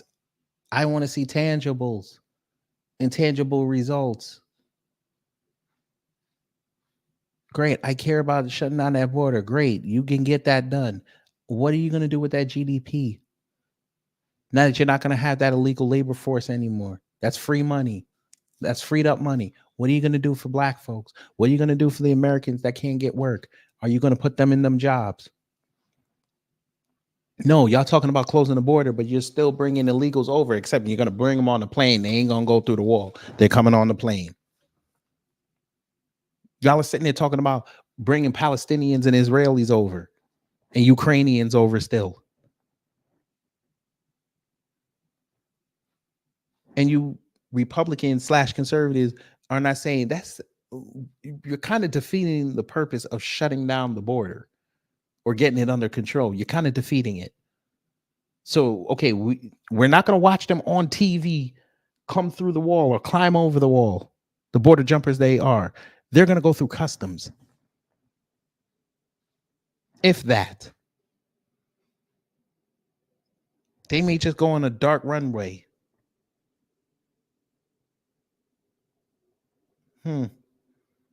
Were connected, and people actually explained, as you did, hey, by securing the border, look, this illegal immigration, this is who it's disproportionately impacting. It's not people living in wealthy suburbs, whatever.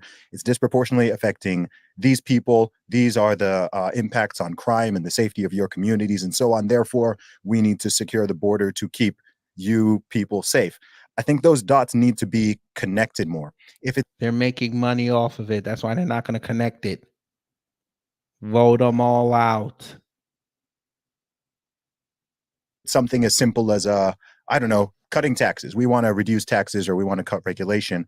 Again, you create an opening for people to say, oh, you hate poor people. You want people to suffer. You want those single mothers and people in inner city. You just want them to suffer by cutting the taxation. Whereas if it were explained, okay, look, by cutting taxation, it will have all of these different positive effects. And I find that the second part of the messaging is often missed because I think when you're already talking to, let's say, a Republican or conservative audience, those dots are already connected in their head. So it's obvious why. No, it's not, sir. The dots that they're connected in their head is rhetoric.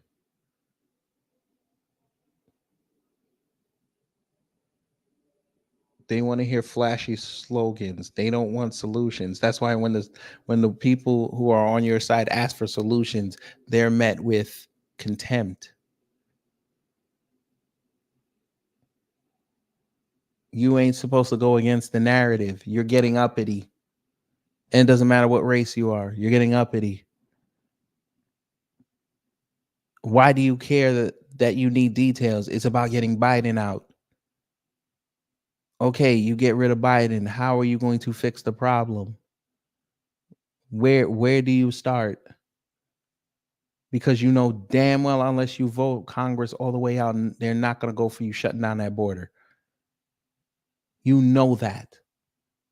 Because everybody there, for the most part, most of them are getting paid off that border being open.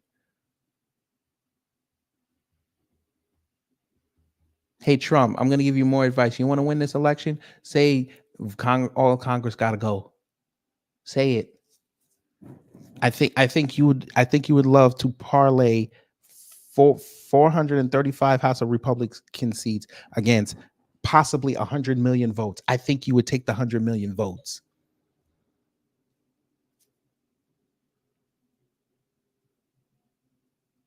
You can sell Congress being a bunch of money grubbing a-holes that gotta go. Go on that stage in one of them rallies and say, listen, I want to work with a brand new Congress. New ideas, fresh initiatives.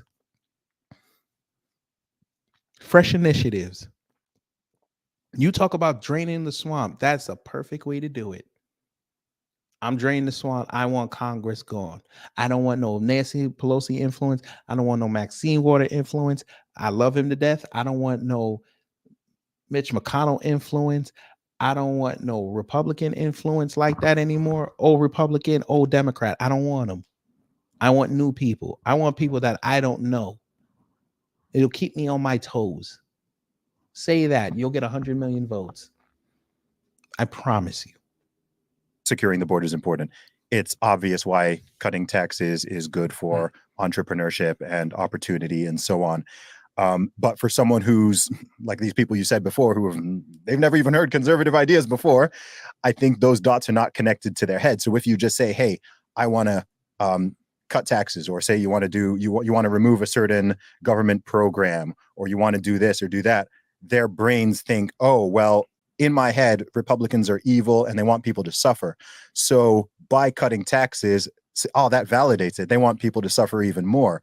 Oh, by wanting to secure the border, oh, that validates my idea that they are racist and they are xenophobic and so on. So I think that simple extra step of messaging would actually go a long way. And I find that when I do listen to Republican politicians or even commentators, they often don't do that part of the messaging. Maybe because they just don't think it's needed, or they think that it's self-evident. And I don't necessarily think it is for everybody. Well, I also think it's important, and I try to do this on my radio show, point out that the things that Donald Trump said about illegal immigration have been said by Democrats for decades. For sure. Harry Reid, the former leader of the Senate, once even used the term illegal alien to describe how ridiculous he said it was to allow people to come to the country, have children, and have those children automatically be citizens. Barack Obama, Senator Barack Obama, 2005, I think it was, also talked about unbridled immigration. We need to do something about it. Chuck Schumer said something very similar. And I think we need to remind people that these ideas of Donald Trump were said by Democrats decades before Donald Trump ever even emerged on the scene. January 6th, another example. The part that the Democrats focus on is when Donald Trump said, "I want you to go to the Capitol and fight like hell." That's just political rhetoric. People have been saying "fight like hell" for a long time. Harry Truman was told was used that term a lot. Look at him, he's Give stuttering. him hell, Harry, was one of his nicknames. And he says, I don't give him hell, I give him the truth, and they think it's hell. So it's just standard political rhetoric. And they ignore the fact that Donald Trump said, I want you to peacefully and patriotically go and make your voices heard. That's what he also said, but they ignore that part of it. It's just incredibly unfair. And this business about election denying. For the 4 years that Donald Trump was in office, Hillary referred to him as illegitimate, and said the election was stolen. And by the way, Trump said he's not going to agree with any decision in regards to the election and how it plays out, except the one where he's the winner. Maybe I'll miss that. This was before this, so Larry didn't know that. Hey, Larry, did you call him after he said that? Probably didn't. The then DHS Secretary Jay Johnson under Obama testified under oath that while the Russians tried to change vote tallies in 2016, they tried to manipulate the machines. President, we've already been doing that. That's why they don't like us. Or have you missed it? Yeah, we're out there trying to get these reparations, but we're also out there making moves. Maybe you're missing this. Got it. Failed to change a single vote tally. Yet a poll found that 66% of Democrats believe the Russians, quote, changed vote tallies, close quote, in 2016 to elect Donald Jesus Trump. Christ. No Here evidence we of it go. whatsoever. Jimmy Carter, 20 people were arrested for staging violent protests. So the idea that somehow, some way, Hillary supporters would have been more graceful had the shoe been on the other foot. What's the evidence of that? And people then say, well, Hillary didn't file lawsuits to overturn the election. Yes, she did. She joined a real consequence on your own life. I mean, people that hate Donald Trump. How was your life hurt when Donald Trump was president? Gas prices were low. Who are over 90% of these perpetrators, vast majority of them they're coming from a certain background. Here we go. Should you need more ID to buy? And I'm like, guys, we all have knives. Everyone has knives in their kitchens. The problem is not that knives exist, but they distract from the core issue because they don't want to talk about, the vast majority of young men doing these things do not grow up with fathers or even father figures in their lives. And they're in these communities and they've been through these things. And sometimes they were known to the police and perhaps they're on a certain type of drug, which is causing them to have certain things. And all that conversation is just avoided. And immediately it just comes back to the beating sticks back and forth of, should AR-15s be banned? How many bullets should you be allowed in a magazine? Shut up. Should there be, it just comes to the tool. And to me, it's just so dumb. And it happens it's been happening my whole life, my entire life. When I see these stories, I'm like, it's the same the same thing happens, same conversation, no serious conversation about, okay, what's actually going on? Okay, let's think about this. Primarily, this is young men between 15 and 25 who are over 90% of these perpetrators. Vast majority of them they're coming from a certain background, certain things lacking. What is that, sir? Where's that conversation? I know it's not something you can click your fingers and fix, but it just shocks and disheartens me that conversation is barely even happening. I just did the Charlemagne the God podcast. I don't know if you saw that. Breakfast Club. Yeah. He's the one to whom Joe Biden said, you ain't really black unless you want to know if you want to vote for me or vote for Trump. I told him the number one social problem in America is what I call the epidemic of fatherlessness. 70% of black kids are raised today without a father in the home. That's a lie. You got debunked on Higher Learning. Married to the mother, up from 25% back in 1965. Now 25% of white kids enter the world without a father in the home, married to the mother. 40% of all American kids do. So whose fault is that? I bet you're not going to break down why that is. I bet you won't. When it comes to white people, I bet you won't. How about you talk about them Asian kids who grow up without a daddy? It's just the mama and them. Why don't you talk about that? Bet you won't. And the numbers are clear. If you were raised without a father, you're 5 times more likely to be poor and commit crime. You're 9 times more likely to drop out of school.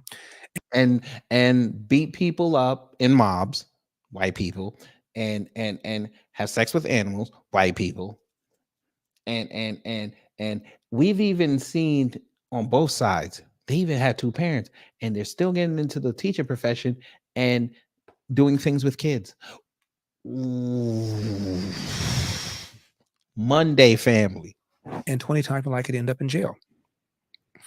Even Tupac, the rapper, said that Oh, I good know that had I God. had a father in my life, I would have been more confident. I would have been more disciplined.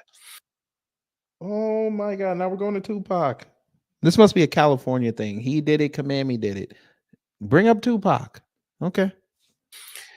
60% of all the robberies, the shootings, and the homicides in America are committed by Black people, often. How does he tell this lie? How does he tell this lie? Larry, maybe you don't know. That number, you got to take off 15 percentage points as of last year. You got to do that.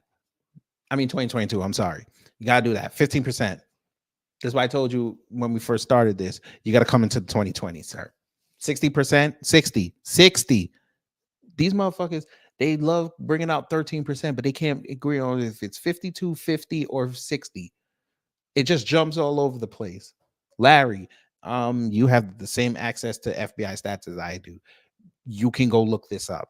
It's nowhere close to 60. Stop telling that lie. How is violent crime down 8% across the country on average? How did you get to 60? How? It's 8.2%. How did you get to 60?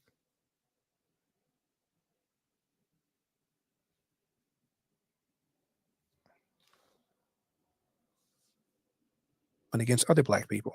2019 the be number one kicking cause y'all's of preventable ass. death for a white teenager 19 and under is accidents like car accidents or drownings or drug overdoses. The number one cause of preventable death for a Black teenager male 19 and under is homicide, almost always at the hands of another Black male. A Black male 13 to 43 is 13 times more likely to be murdered than a white male, same demo. Now, unless we're prepared to say Black people are just genetically inclined to commit more crime, if it isn't the absence of fathers in the home, please tell me what it is. How about resources? How about resources? Because I got the same demographic with resources and they're doing quite well.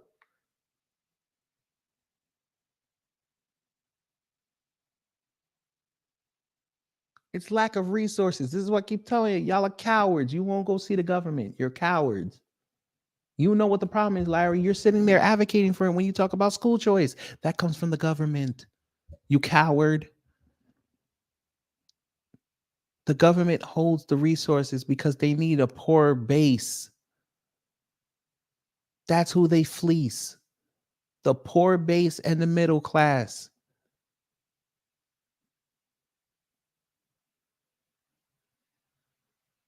The country is in the shape it's in because they eliminated the middle class. They want everybody to be working poor or rich. There's no middle ground. And you cowards allowed it to happen because you were grifting off Trump's name. He was already rich. He was already wealthy. He didn't need y'all. He got on Marine One on January 20th, 2021, and went back to his spacious and spatial compound called Mar-a-Lago. You fuckers went back to your homes and had to figure out life in the Biden era because you're cowards. Forever victims. Continue, Larry. You got a little bit more. I told him, and he had no response to that. But didn't he say white supremacy or something crazy like he that? He did. He suggested that, and I said, "Here's the problem: racism and poverty. Here's the problem with that. In 1940, 87% of Blacks lived below poverty. Oh, Jesus Christ! This is before the Civil Rights Act of '64, before the KKK was alive and well, Jim Crow was still alive and well. You didn't have this kind of pathology. So if it's poverty and racism, how do you explain that? It's not. It's because of the breakdown of the family. And this conversation is not being... And where did the breakdown of the family originate from, Larry? Come on. You've lived in America longer than me, sir. How long, what pervased the racism in this country? What exacerbated it? Who did it? Who did it, Larry?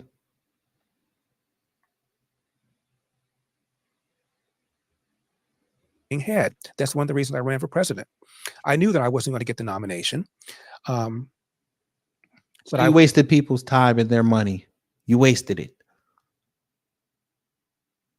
Forever victim. He wanted to be a celebrity. He wanted to be a super celebrity like Trump. He's telling you this. Hope that I could get the people running to begin talking about this. And none of them did. To pat myself on the back, Vivek started talking about it. And where's Vivek, sir? Where is Vivek? Where is he? Where is he? Where's Vivek? He getting ratioed to hell right now on X. That's where he is. Vivek took your talking point and tried to run with it. And guess what happened? What was the end result, family? Let me tell him. You had white folks in Iowa tell this nice little line to his wife's face. We didn't trust your husband because he reminds us of terrorists. You too. You remind us of the Muslims on 9/11. That's what they said. So he took your talking point and still lost. He damn near was crying. So how'd that work? And you sit and again, coward. Your man took your talking point from you, and you're not pissed about it.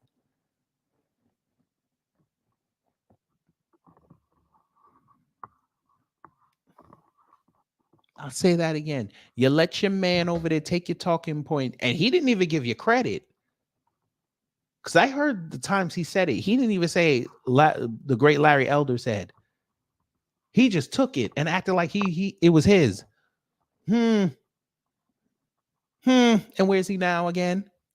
He can't even get on TV. Think about that, family. We're in the middle of election cycle. That man was the belle of the ball last year. He can't even get on TV. But we know why. We know why.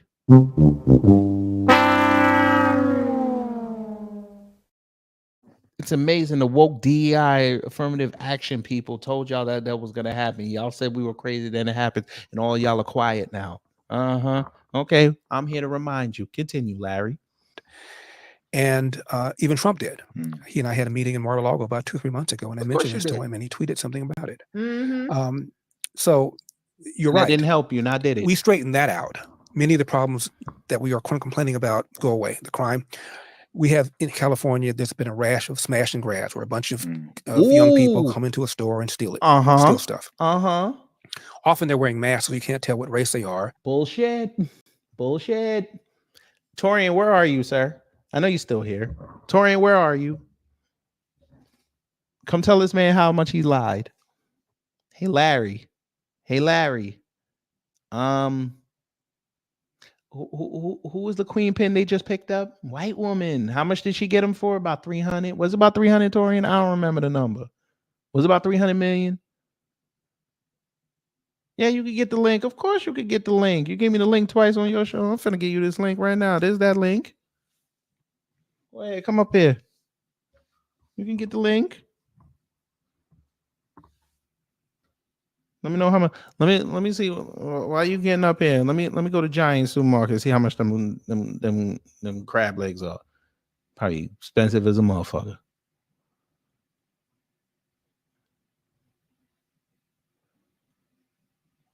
Let me see what them crab legs look like. Motherfucker over here talking about some. You know he secretly want to say it's black people. Oh, it's only. Oh shit! I get you a 2-pound box too, man. You about to get this right here? It's only $14. All right, yeah, we're gonna hook you up, brother. Don't worry, we got you. I'm finna put it on your Cash App. All right, and we're gonna get that done. I don't know why I thought it was gonna be like $60. Go ahead. Who cares? My man. You want me to run it back? No, you don't have to. All right, say once was enough.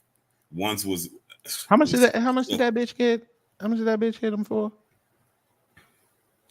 I forgot how much. It was a lot though. I do know it was like in the 6 figures or more. She got quite a bit. Yeah, Michelle Mack. Yep. Yeah. Yeah.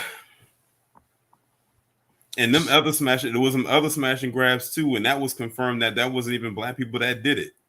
So I don't know. Larry is out there in California. That they confirmed that it was another smash and grab that happened that I talked about last year, and they found two of the ringleaders, and both of them were south of the Bordarians. So if those are the ringleaders, I already know. And then the location where they had it, I looked up the demographics. It was barely any black people that live in that area. So you mean to tell me that it was black people that traveled all that way just to do a smash and grab there? And if they wanted to do one, they would have just did one locally. Exactly. It would make no sense for them to travel that far. Yeah, they would drive 30 minutes to Beverly Hills if you're gonna do the smash. Right. If you're doing it like say in LA, because Beverly Hills is like right around the corner. Right. But let him tell it.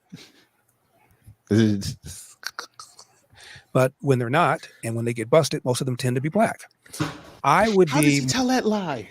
How does he tell that lie? What do you mean pretended to be black? To me, it looked like they were very proud of their heritage. How does he tell this? They didn't mark. I'm sure they didn't mark that. I'm sure when they got booked and fingerprinted, that none of them circled B for black. Well, remember, these are the same people who said that boy down there in Texas who did the mass deletion, and he said he was white. Talking about he was a white supremacist. They were shocked. They couldn't believe it. He identified the white supremacist, but he because he was brown, he couldn't be. Okay, it couldn't happen. Right. Oh, Jesus Christ. Who mans is this?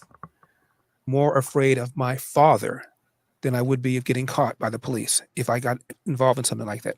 These kids are. It sounds like your father. It sounds like your father failed somewhere. Damn.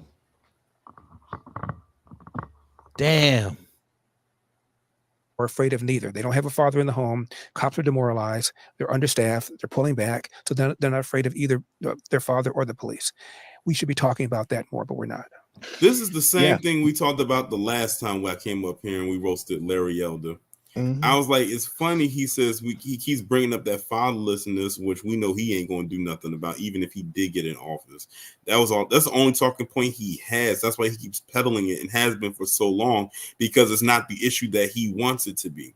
Now, let's talk about all of these PC individuals who have both parents in the home and go out and commit these crimes. Let's not forget that just a couple.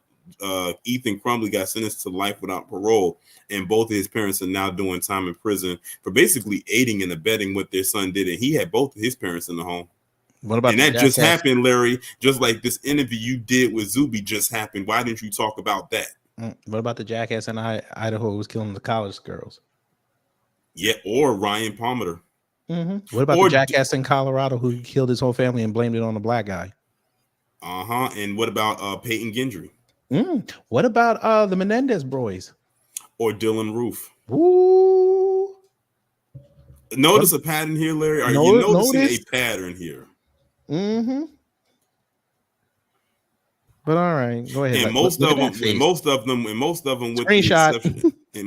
with the exception of probably Dylan Roof, all came from like middle Daniel class. Penny. Thank you, Red Bull. Backgrounds. All of them come from like middle class families, yes, with the exception of probably Dylan Roof. I think he's the only trailer park case. Oh, and I got another one for you. Ethan Couch, affluenza boy. Now that one's the one that probably came from the most I would guess you could say the most upscale, because to get hit with something like affluenza, which is something we never heard of before. When I heard, I was like, what in the world is some affluenza? I said I heard of influenza means you have the flu, but what in the world is an affluenza? Oh, that's just something that they prescribe to somebody non-doctor needed when they're too rich to know what they did was wrong. Okay. Yeah. Okay. What was the name of old boy? Brock Turner or something like that? Oh yeah, Brock Turner. Man, that one pissed me off. That pissed everybody off. The dad and the judge pissed me off. I don't know who made me mad more between the dad and that judge. The dad gonna say, how you gonna punish my son for 20 minutes of pleasure? I didn't know being violated behind a dumpster while you're intoxicated was considered to be pleasurable. We need to look into your past, sir. And then don't get me started on Aaron Persky, the judge. He kept lowering and lowering that sentence for him. I'm glad they came to their sentences and got him up out of there. But it was already too late. The damage was already done. This is them. How Lucas called lineage of evil. Lineage of evil. And it's crazy now that every time I see Lucas post a video up with a thumbnail, I already know that's how he's going to start the video off, depending on who it is. And it's going to start off with him saying lineage of evil. Mm. He should put that on the shirt. I think he did. But let's see what he talking about. That I screen, you know, I did the screenshot on that. Mm. They're uncomfortable conversations. Bullshit. And I think that is why people. You I think sound that's ultimately cowardly. why people avoid it. And I think It's ultimately why people call me the black face of white supremacy. No, too. I call you a Seriously. coward. And by the Wait, way, when hold my on. Did he show- say white people call him that? No. No. That's He why said- white people he call said- me. He did say it. That's why I had to hear that again. Because I know he did say black people call him that. He said white Erica people woman call was him. black who said it. He said white people call him the blackface of white supremacy. That doesn't that remind you that post that Terrence K. Williams just made on X recently when he was saying he was being bullied and called an Uncle Tom and the N-word By the by white Democrats? liberals. Yeah, the But it's Democrats. crazy he said that because if I didn't go back and look at that post again, if something else he said, I'm like, wait a minute, you're talking about you being bullied by white liberals and whatnot. And he tried to make it seem like he doesn't deserve anything that he's being called, because literally an hour before he posted that, he was basically saying, if you don't vote for Donald Trump, you're a dumbass piece of shit. That's literally what he said. I'm like, so now you want to understand why people are saying the stuff they say about you. Look at what you talk about. I said him and Roland Martin, when he does that sassy stuff with the Democrats, they're no different from each other. They both shield so hard, and it's such in a very tacky, unprofessional way. Mm-hmm. Mm. We're not. Yeah, they're uncomfortable conversations. No, they're And not. I think that is why people. I think that's what ultimately why people avoid it. And I think It's that ultimately why people call me the black face of white When he supremacy said too. people. Seriously. And by the way, when I ran for governor, The when the run same was over, I people went who back to ask radio each to other fulfill all my the time. contract. And I invited the woman who referred to me as the black face of white supremacy to come on my show. Let's have a conversation. Tell me what it is I've said or done that makes me the black face of white supremacy. Mm-hmm. Talking about fatherlessness makes me the black face of white supremacy. Talking about how bad urban school makes Don't me do that. that. Talking about how much crime is committed by young black people, often against other young black people. Makes me that. Damn. Please he's tell me still she wouldn't running come on. that. no. I think a lot of people want to Well, pause feel that good right quick. and be. Actually, that would, because look at what you're saying. Like, look at what you're doing. You're pulling out all the stuff out of your crack, thinking that it's true. And when people ask you to produce anything, then you do the same thing that you did on that podcast with Van Lathan and Rachel Lindsay. The same exact thing. He's no different than the PC folks on X that be posting them random stats that be so blurred out because they got shared so many times they become pixelated. You don't know what website they came from. It looks like it was photoshopped anyway. It's like they've moved far from doing they still there. The 13%, 50% of the crime thing, that they start coming up with all these other things that's just, I don't know where in the world they get it from. It's just it is so Get weird it to from me. fucking 4chan. Pretty much. 4chan, all them Substack. anti-black echo chambers, all of that. That's Yeah. where that's exactly Yeah, where they get it from. Exactly. And what was it called? Substack. I never heard of that one. Yeah, Substack is like where you do like blog posts. Oh, okay. Yeah. Like people that go in there, they just write stuff. It's kind of like Tumblr on steroids. But hey Larry, remember this? That there is a problem. Larry, get the fuck out of here. Like that's That scorched your soul, boy. Be perceived by their peers as being a quote unquote good person, then they actually want to fix the problem. I think there are far too many people, and especially far too many politicians and people in the media, who care more about feeling good and looking good than doing good. And you see this across so many different issues. I mean, I think is it San Francisco, where if you work out the homeless budget per homeless person, it comes out to something like $150,000 per year per person. What about Florida, sir? What about Florida? What about Georgia? What about Mississippi? What about Texas? What about South Carolina? All the motherfuckers that run shit, all they want to do is be celebrities. Exactly. The fuck? And Larry Elder is no different. Thank you. I don't think I can hear no more. I'm surprised he ain't say Thomas Sowell's name yet. I'm actually surprised. He might say it in the last 15 minutes.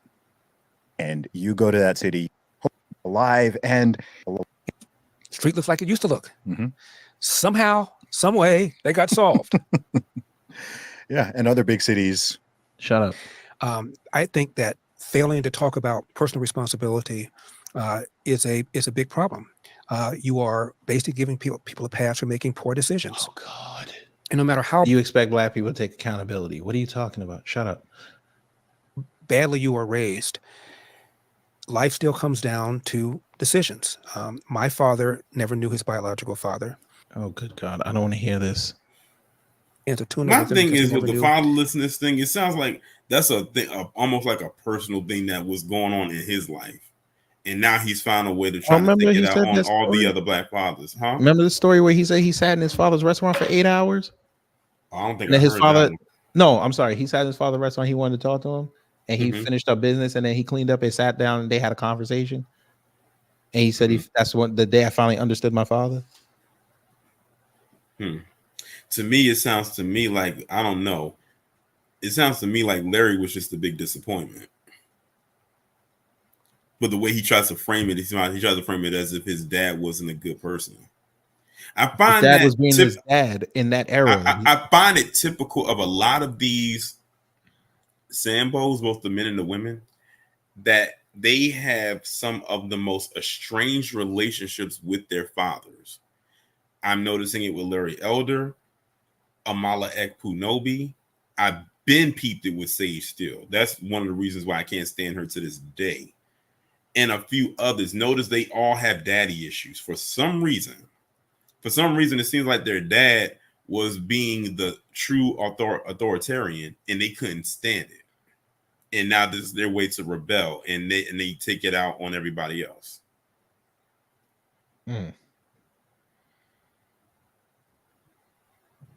Like, ask all of them what their relationship is like with their dad, and I bet you they all have the same story. We still to this day haven't seen Candace Owens' parents, neither one of them. We haven't seen Brandon Fakem's parents, neither one of them. We've never seen Larry Elder's parents, even though his dad passed away a few years ago, but we still never even seen a picture of the guy. It's like they were born out of a petri dish or created in a lab.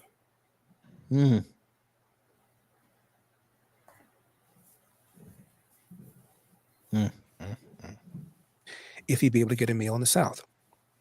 So he made a mental note, maybe someday I'll relocate to California.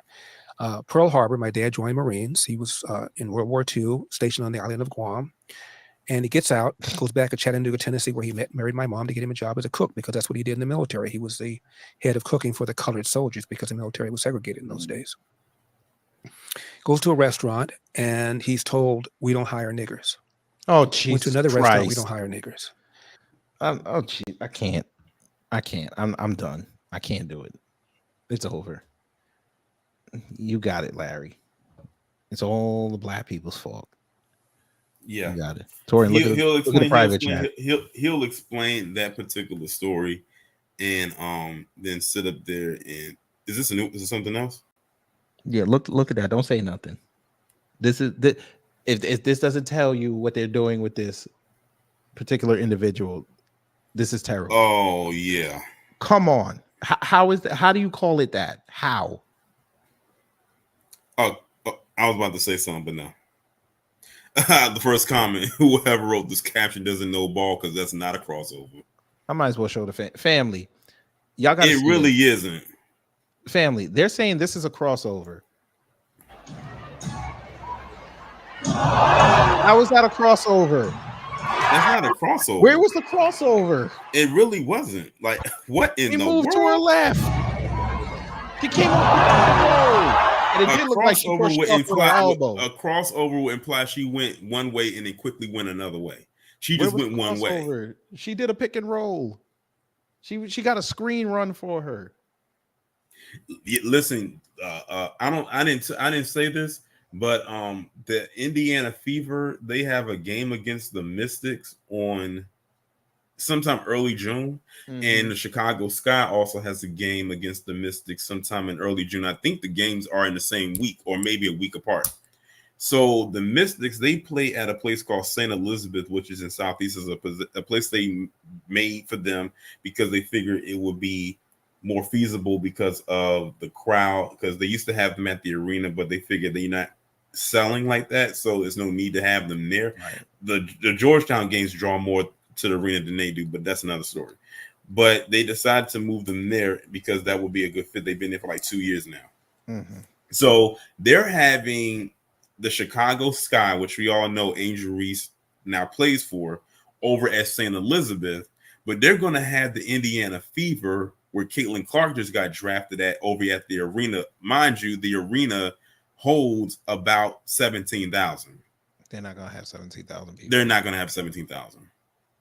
But you St. know, St. Elizabeth has maybe like half if you cut that in half. Right.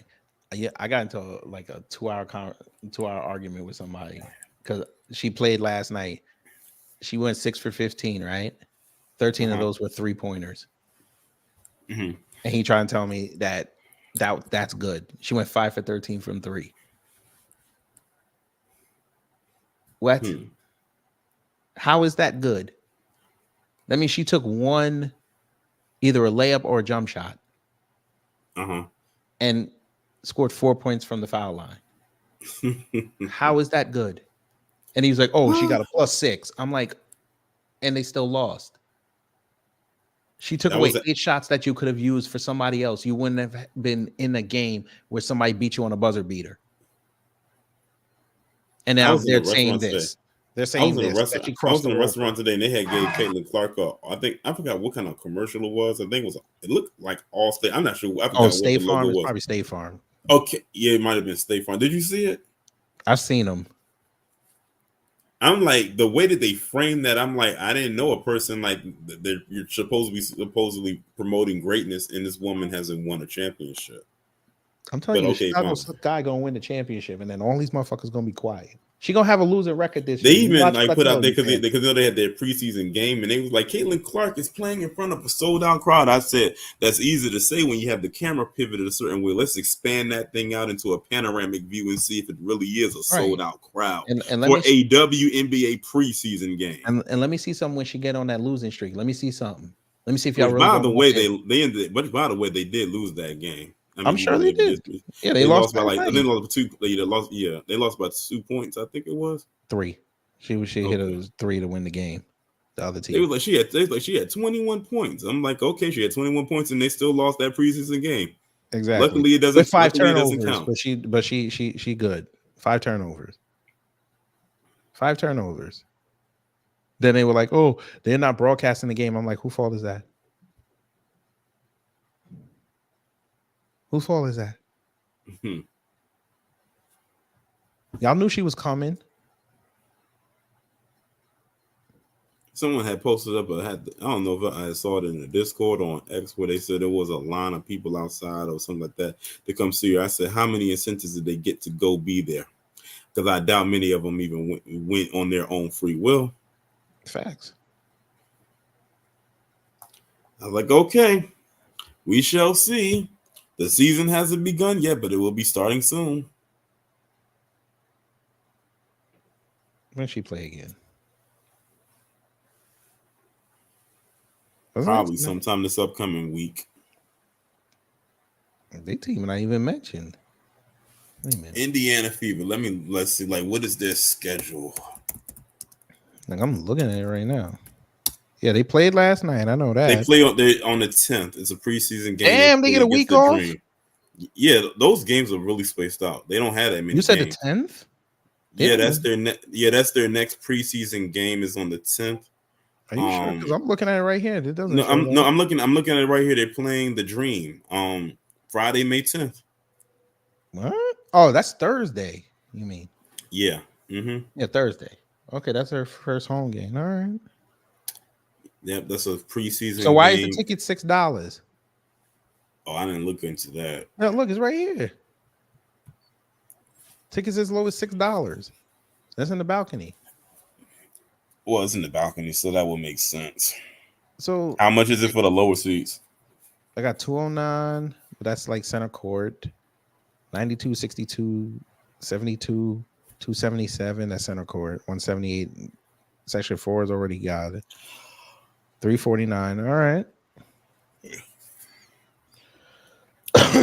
That's crazy. $6 for the balcony is more than that for the NBA for sure. Oh yeah. All them Nick tickets are like $300 right now for balcony. I'm talking about in regular season and preseason. Shit. Oh yeah, especially if it's a rivalry game too. But again, let's see when she go see them real teams. Because Tarasi already said she want to come see her. Let's see what that do. 5 turnovers though, family. 5. But you know. Oh, this is gonna. Oh, let me tell you something right here. Wait a minute. Hold on. I'm all went to last year. Let me look into this year. June 1st. June 1st. Saturday night. Ooh, that is it. Right That's there. going to be the game right there that everyone will probably watch. That's going to be, and it's the Commissioner's Cup too. That's going to be the game that's going to draw the ratings. Is that one right there? Oh yeah. They gonna learn, man, and she better not be on no losing streak. Yeah, because Angel Reese, or the Chicago Sky, they just had their preseason game last night recently too. Yeah. All right, we'll see. But yeah, this Larry Elder boy. God damn, damn, they really try to resuscitate this man. I don't know who they is, but they need to stop. Quit while they ahead. Will y'all get this man his retirement? Let him go on.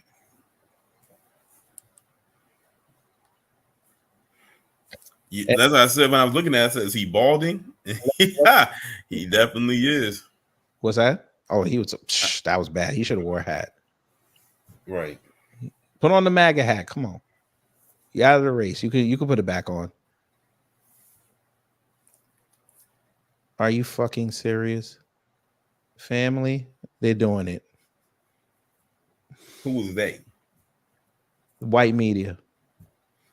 Look at will you look at this?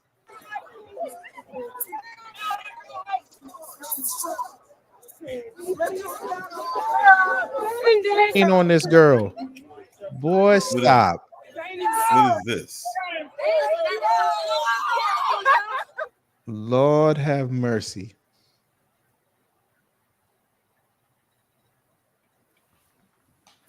What did I tell y'all before I went on my trip? This woman has a machine behind her. A chain.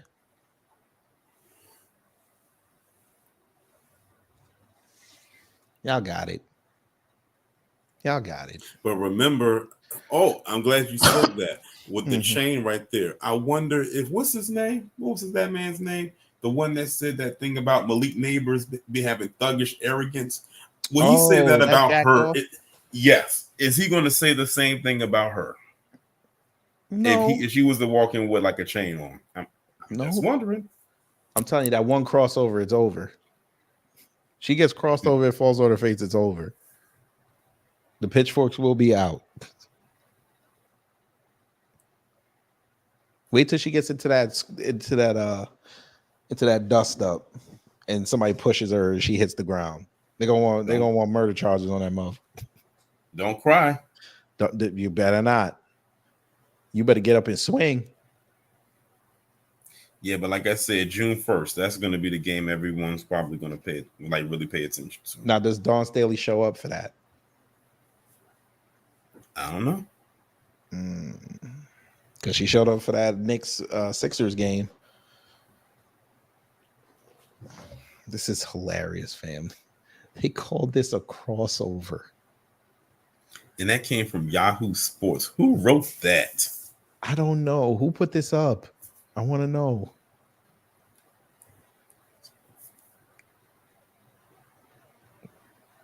Damn. But, they got it. They got it. All right, family. I'm gonna get up out of here. It was fun. This was fun. Hopefully you learned something. If you did, I done my job. If not, I'll try to be better next time.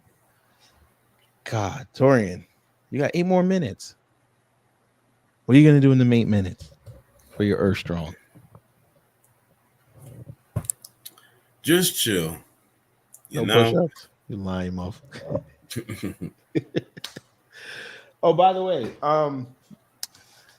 I got a black-owned business that I kind of want to promote a little bit for y'all. It's called Num Num Sauce Corporation, making health worth tasting. The sauces are good. He makes a line of like sauces for like wings and meats and all that. Pause. Is it like it's online? Yeah, you can buy it online.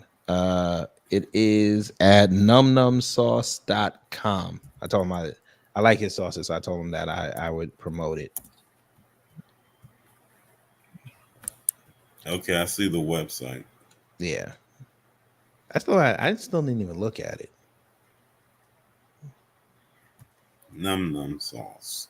Yeah, it's pretty nice. It only costs like $15. So yeah, I see it. And it's healthy too. He said everything's all natural. Cool. I know it don't replace Mambo sauce. I know. Red Bliss said it's great for oxtail, so Red Bliss must have had this. Red Bliss, what you know? Great for oxtails. Oh, I got 2 bottles. I bought 2 bottles. And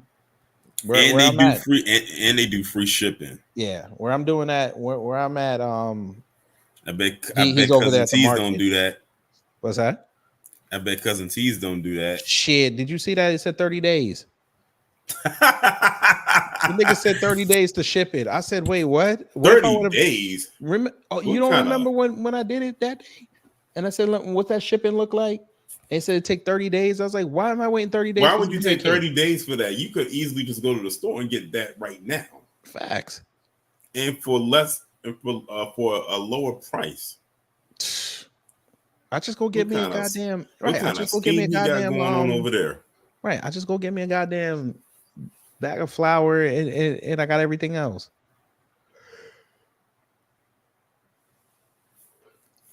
That man he's something else with that. His grift is almost done too. He just don't realize it yet. Bro, I'm telling you, if Trump lose that election, but he better get off social media. Exactly. He gonna crash out. And I'm going. What did I say the other night? I'm going to stream every second of it. I'm going to put the bell on every time he tweets something. I'm going to be like, oh shit, he tweets something else. We're gonna look at it. Yeah. So yeah, there you go. Let me put the website in there. Support the brother. Healthy sauces. It's good too, especially the mustard one. Said that one's good on. Is that the one that said? Yeah, he said that's the one that's good on like fish and chicken. But anyway, y'all, I'm getting up out of here. Right. Yeah. I'm gonna get something to eat. Maybe do 10 push-ups because I gotta catch Torian. But anyway, y'all, enjoy the rest of your night. Enjoy your day tomorrow. It's Cinco de Mayo. If you want to fuck with the Mexicans, go ahead, do your thing. I'm not, but you know. And then next Sunday it'll be Mother's Day, so call your mamas. Please call your mamas and get them a gift, or your daddies. Who knows? Whoever was there, because according to Larry Elder, we ain't got fathers. You know, there's many black men who put their daddy over on Father's Day. But all right, let him tell it. But anyway, y'all. Take care, stay safe, and you know what to do when the agents of chaos come to mess up your existence.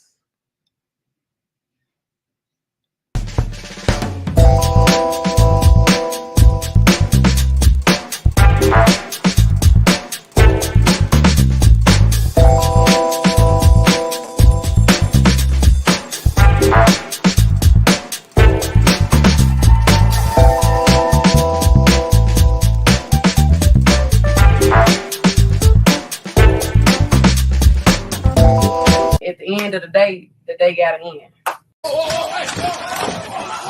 Hey,